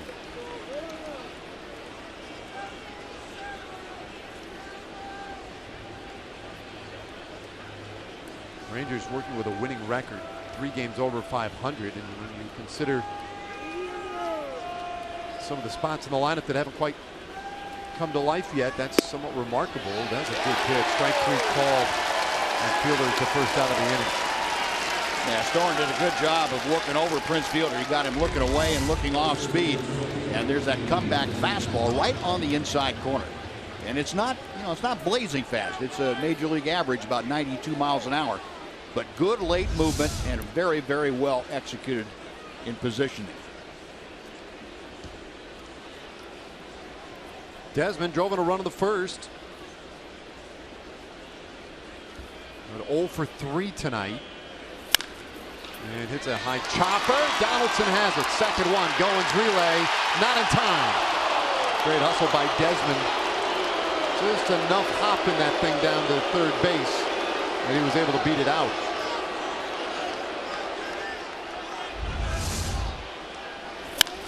Donaldson maybe fooled a little bit, thought he was going to have to go way up the ladder for it, but good effort. Desmond gets out of that box very quickly and with good speed, almost impossible to go around the horn. Able to leg out the back end of that potential double play. Let's see if that hustle translates to anything in this 8th inning. Getting down to just a handful of outs remaining for these two teams. Plays like that can make a very big difference. As Mitch Moreland hit the ball hard for a base hit his last time in. Watches strike 1. Hey, one thing it does in a situation like this with Moreland at the plate, Dave, is that Ian Desmond, under normal circumstances, without the shift on, would probably give Mitch a couple of strikes to go ahead and see if he could use the hole on the right side with the first baseman holding him on. With the shift, that hole does not exist. So there is no temptation for Desmond to stay at first. He can go ahead and put his running shoes on if he so chooses and not worry too much about it.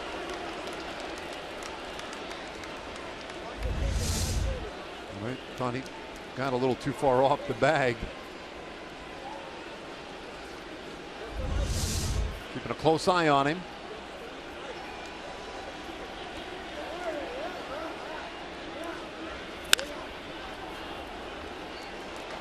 Ball at 2 strikes on Moreland. Another guy he's shown signs on and off again. We think, and here he comes. But hasn't quite taken off yet. Hitting a little better as you might expect against right-handers. And he does lefties. 1-2. And they got him swinging. Inning over. Rangers come up empty in the 8th. Time running short tonight in Canada.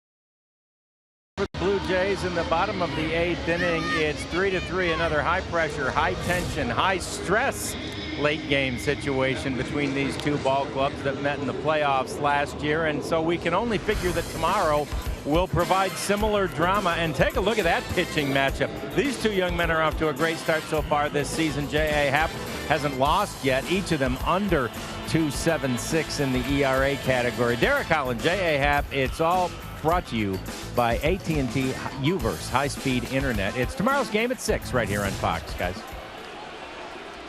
Yeah, thanks, John.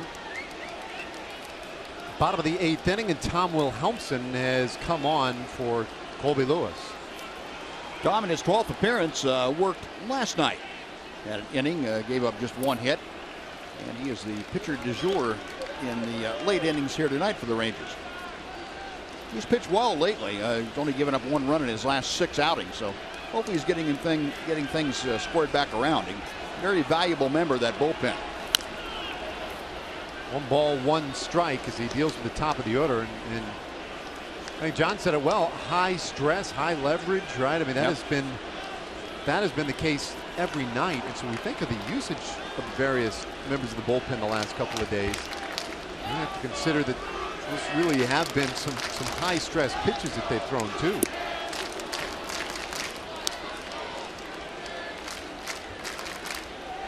One and 2 on Saunders, who has struck out twice tonight. Doubled and scored the Jays' first run back in the first.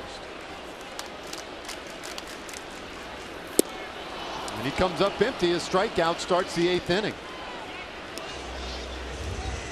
Good beginning for Wilhelmsen. Now he'll deal with Josh Donaldson. What a great start by Colby Lewis. Yep. 3 runs on 5 hits, a walk and 7 strikeouts. And the starting rotation continues to be consistent and terrific. Give his team a chance every night.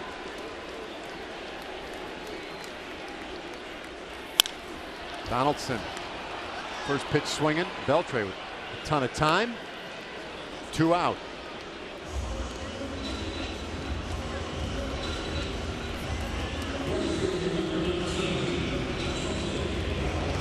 Pitching staff you're talking about, Dave, the starters, the 28th consecutive game now. The starters have gone 5 innings or more, and another quality start tonight for the starters. Go back over the last 2 years, it's 38 consecutive games that Ranger starters have gone 5 innings or more. That's pretty consistent. It is indeed. That's makes a big difference.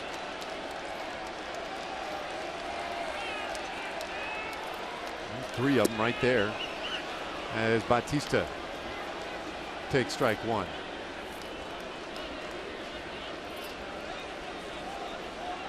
Hamels on the far left of your screen, of course, the only starter not to appear in this series. Pitched in 2 huge games in that 5-game division series against the Blue Jays last October. Game 5, most notably, is a breaking ball, makes it 2-1 on Bautista. Speaking of that division series, the face most notably attached to that division series at the plate, Bautista, and pops this one up. Desmond waits on it, and it's a 1-2-3. Wilhelmsen very sharp in the 8th inning. Rangers to the 9th we go. Elvis to lead it off.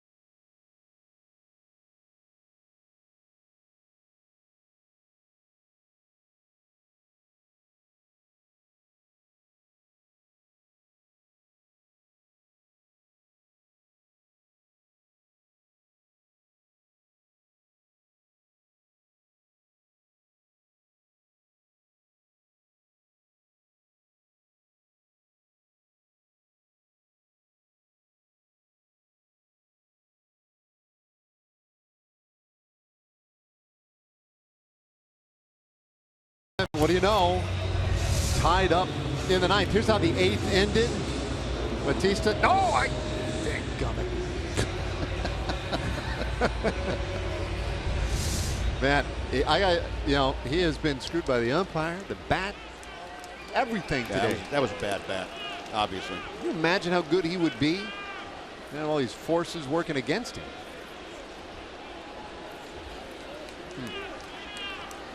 Ninth inning. Elvis Andrus Got on with a base hit in the second inning, scored a run. It pops up on the first pitch of the ninth. One away. Roberto Osuna, the closer for the Toronto Blue Jays, a 21-year-old, and he is on, and he really has been pitching well. To one of the few guys in the bullpen the Blue Jays know they can count on. 2.25 ERA, but the league hitting just 2.05 against him. Had 20 saves last year in his first year at the major league level at 20 years of age. Work against Ryan Rua, and rushes one right past him.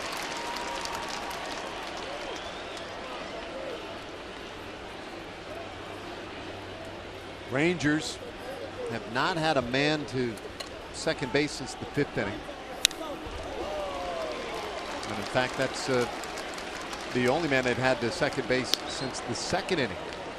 Tony Barnett warming in the Rangers pen. If he pitches in the ninth inning, you'll see 4, 5, and 6 hitters for Toronto.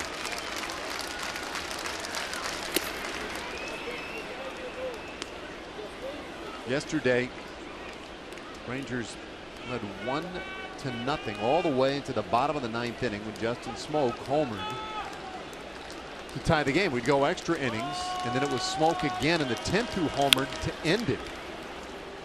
Well, on this one, Rangers led most of the way today, 3-1. It was Edwin Encarnacion in the 6th inning who homered to tie it, and he'll be due up first in the bottom of the ninth.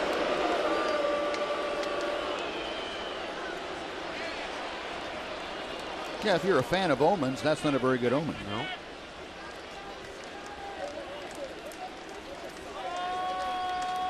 One, two. Best thing to do would be score about 3 or 4 right here, and then it'd be a moot point. And then it's just another guy in the ninth inning. Yep.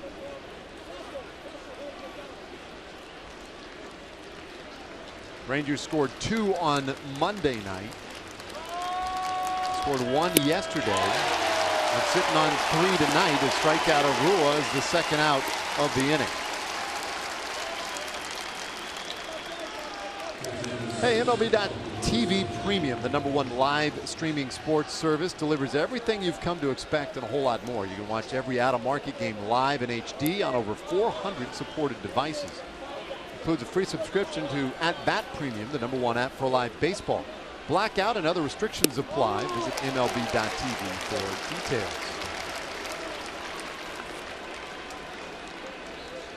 Wilson 1 for 3 in his first game back with the Rangers tonight. Acquired in a trade with Detroit for left-hander Chad Bell yesterday. In the lineup and has caught a beauty tonight.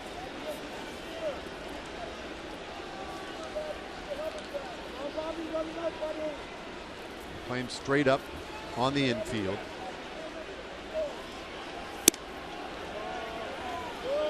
Two and one. That's newsworthy, notable right there. Blue Jays getting creative in the ninth inning. Kind of boring. 2-2. Osuna always looks like he's like half asleep.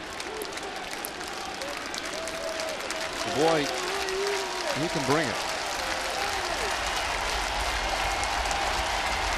21 years old. And his 2-2 pitch. Count runs full.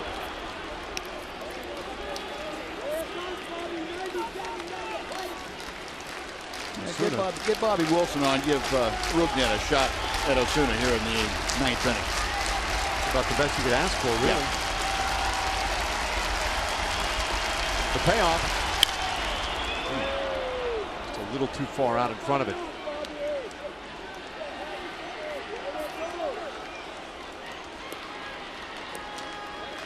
Bobby Wilson last year in 31 games down the stretch with the Rangers.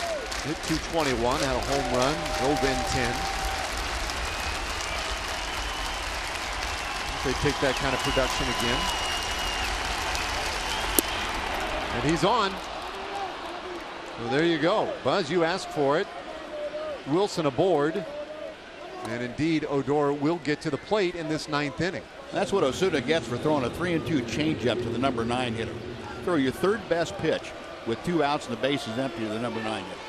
You deserve to walk. That's karma. That's pitcher's karma right there.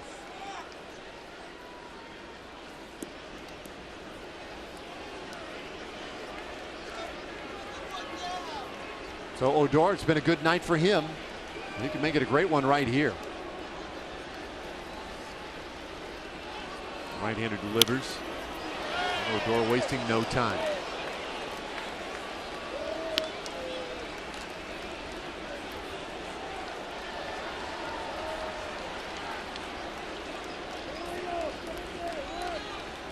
One of the guys who's been so clutch for this Rangers team with runners in scoring position has been Elvis Andrus, and we've talked about it quite a bit. Odor bounces one to the right side. Goins takes care of him. Rangers leave a man in the 9th. Edwin Encarnacion will lead off in the bottom of the inning.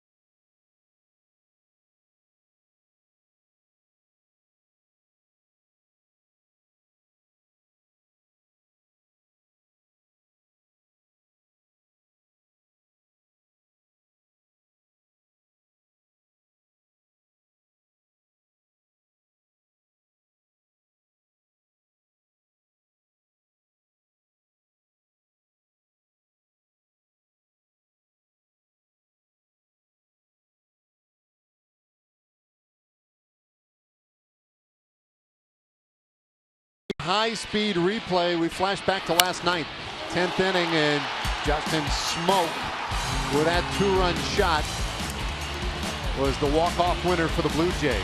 Maybe the 4th time the Rangers have suffered a walk-off loss in their first 27 games of the year.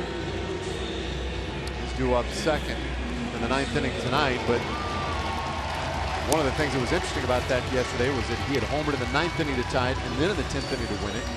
Whereas tonight, we talked about Ullman's last inning. Edwin Encarnacion homered in the 6th and leads off this 9th inning with a chance to almost duplicate the feat. But he's got to deal with Tony Barnett. Yep, dealing with Tony Barnett, who has been throwing the ball extremely well. He's not allowed to run in his last 5 outings, and Tony's worked the last 2 nights. This will be his 3rd night in a row to feature his stuff. Inning and a 3rd the last 2 nights with a couple of hits. He's had some base runners. He's given up some hits, but he hasn't walked anybody. He hasn't hit anybody. So he has not hurt his own cause. Righty on righty. Start things off in this 9th inning. A little better than 25,000 on hand tonight at the Rogers Center. And Barnett getting right after Encarnacion.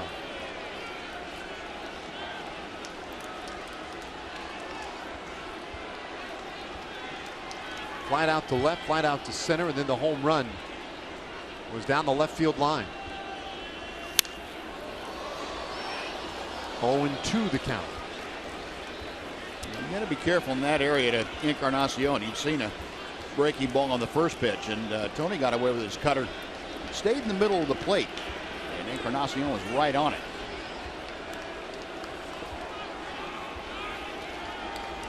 They wanted a little bit in. The 0-2 low.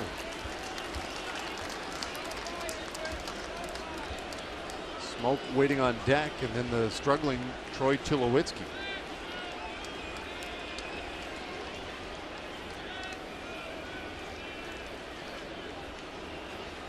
Here it comes.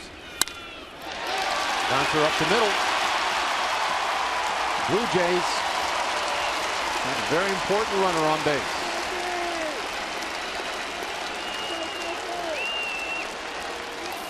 Second hit of the night for Encarnacion. He's going to be done as Ezequiel Carrera will run for him. I hate to bring up sore subject, though, but that's how the 10th inning started last night for Toronto, with Encarnacion singling.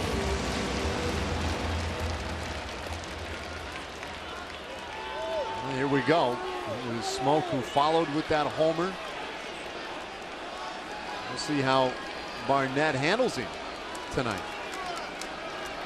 If Tony can get through this ninth and get this game to the 10th inning, well, the Rangers would have Mazzara, Beltre, and Fielder due.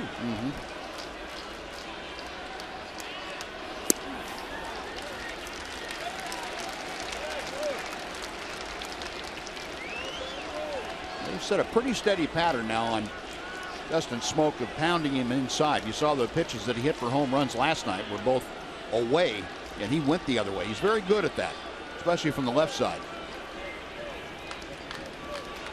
Rangers do shift on him on the infield. Outfield placing deep and straight away.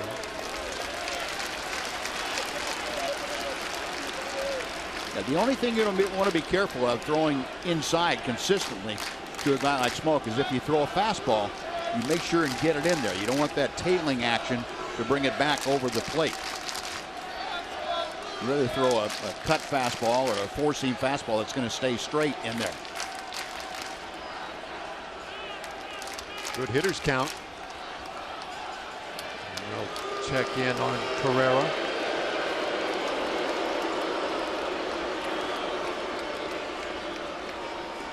Canadians do not like pickoff throws. I think that's the one thing we've learned. Very impatient lot, aren't they?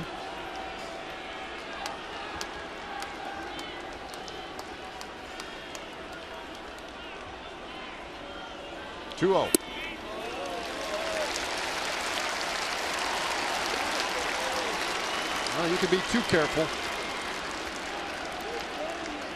Yeah, and again, no certainty that Smoke will be taking. Now, he's a little more disciplined hitter, but he does have that power. He might have the green light to go ahead and turn it loose here. You got to make sure you throw a quality strike. And he gets it in there. It's 3-1. Troy Tulowitzki would be next. A 3-3 game. Rangers won the opening game of this series Monday night by a 2-1 score. Yesterday, we went into extra innings for Toronto to win 3-1. And now 2-men aboard in the 9th inning for Toronto. There's been no room for either team at any point in this series. They've been tough and tight every night. And Barnett has himself a full-blown mess now. Well, this would be a good time for the Rangers to turn one of their patented double plays. They lead the major leagues. And fortunately, Toronto has not been good in these situations as a team yet. We know their track record suggests they probably will be at some point. You just hope it's 10 days down the road after they're through playing the Rangers. 4 for their last 38.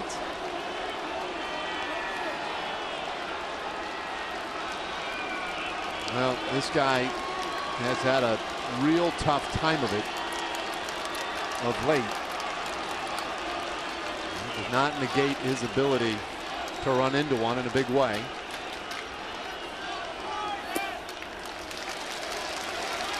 Barnett's going to have to throw him a strike.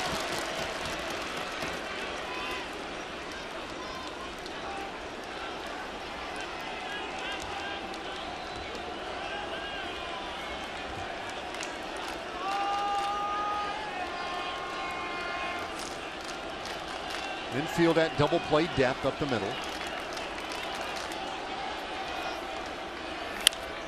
This one's popped up. Should be an infield fly. And it is 1 out. Very big out. That's as good as that strikeout you talk about with men in scoring position.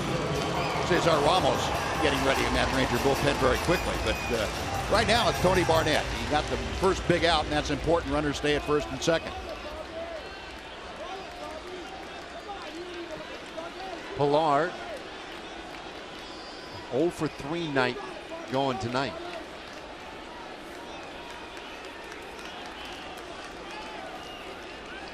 Well, Colby Lewis had success with Pilar setting up with the fastball inside to work him away with the breaking ball. And I would think Tony Barnett probably a similar idea, make him conscious of the pitch inside and stay predominantly away with the breaking ball. The fastball inside. A little tight with that one. Tony's best pitch away is that cut fastball or hard slider, whichever you want to call it. Needs a ground ball. They're ready and waiting for it on the infield. 1-0. Good idea, just couldn't get him to offer at it. So now you go 2-0 on a guy. Now you got to come in with a strike. Whatever you can command the best, you have to throw for a strike here.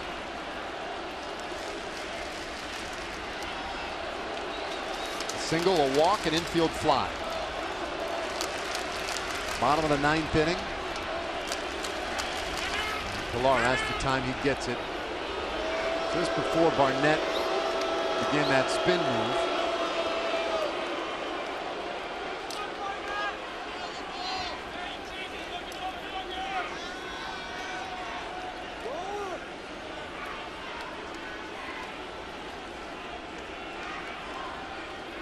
You get the feeling that fans up here thinking that Tony's stalling. They don't like that. Yeah, Pilar's the one who called time. Yeah. Are they booing him? That's who they should be booing. Because they don't like that pause and play. I'm guessing. I don't know. I'm trying to dig into the psyche of the Canadian.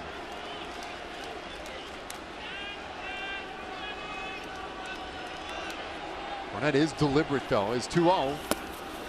He's in trouble now. Do you green light Pilar here? No. I make him take 2 strikes. Pilar has not been a guy who has shown, at least to this point of the season, great command of the zone. Only 2 walks against 15 strikeouts.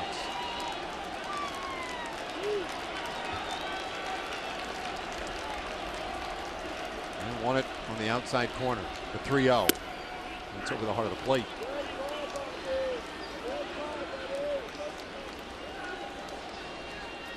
Well, he'll probably have the green light to go ahead and swing here on 3-1, but he better not swing at ball 4. If he does, there's no sense going back to the dugout. 15 pitches in for Barnett, just 1 out recorded. Here's his 3-1. And that one a quality strike. Boy, it just absolutely nailed the corner. Good pitch. Yeah, I mentioned those numbers earlier. He's not terribly interested in taking too many walks. At least those numbers would indicate that.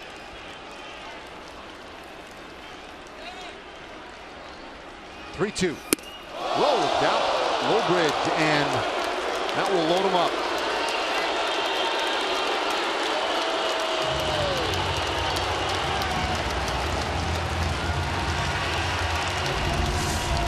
Well, unfortunately, Tony got himself in a position where wasn't much else he could do. He tried to overthrow that 3-2 fastball, knowing that Pilar is a pretty good fastball hitter. And Pilar was looking away, almost walked right into that pitch.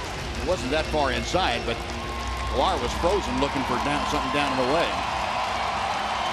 Doug Brocail is going to have a chat with his beleaguered battery.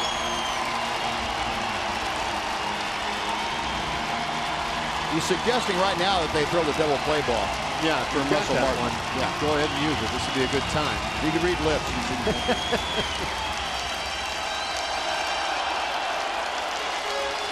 Well, now the catcher, Russell Martin, coming up. But don't be fooled. I mean, he is not your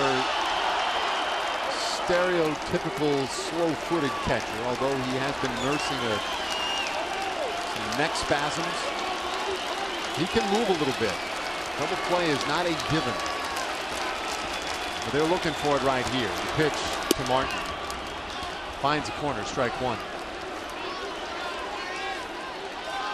Yeah, paramount to get ahead of Martin in that situation. He's a very wily veteran. He knows exactly what the deal is, and he'll try and think along with the pitcher. Very important for strike one right there. Came in with the average under 150 for the year. And he, watch ball one. What did that miss? Look, Rob Drake says, you hung that thing too badly. I can't call that a strike, even if it is.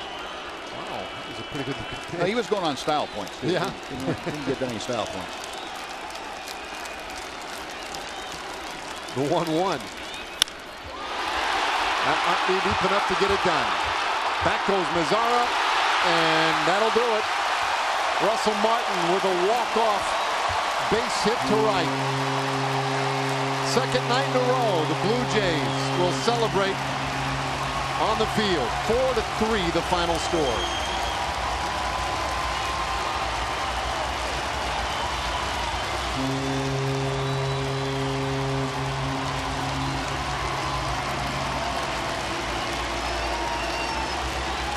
Now, Barnett got himself in a little bit of trouble with a walk. Yeah. Batter. And The walk, you know, you give up the leadoff single, that's one thing. You can live with that, but then the walk to Smoke and also the walk to Pilar. But the walk to Smoke particularly had set up first and second and nobody out, and that's a tough situation. You're not going to get out a lot of those without giving up a run. And that's when you look back and say, okay, I've got to throw strikes. I've got to get ahead of those guys in that situation. They're hitting down toward the bottom of the order for a reason. And you give a guy like Russell Martin an opportunity to score the winning run with an out. And he's going to do that, even though he was credited with a base hit. He will put the ball in play, and he will elevate something to the outfield with a bases loaded and one out situation, and that wins the ball game for the Blue Jays. 8th time in his career that he's gotten it done. The Blue Jays on back-to-back nights walk it off against the Rangers, and for Texas, 5 times in 28 games they've had to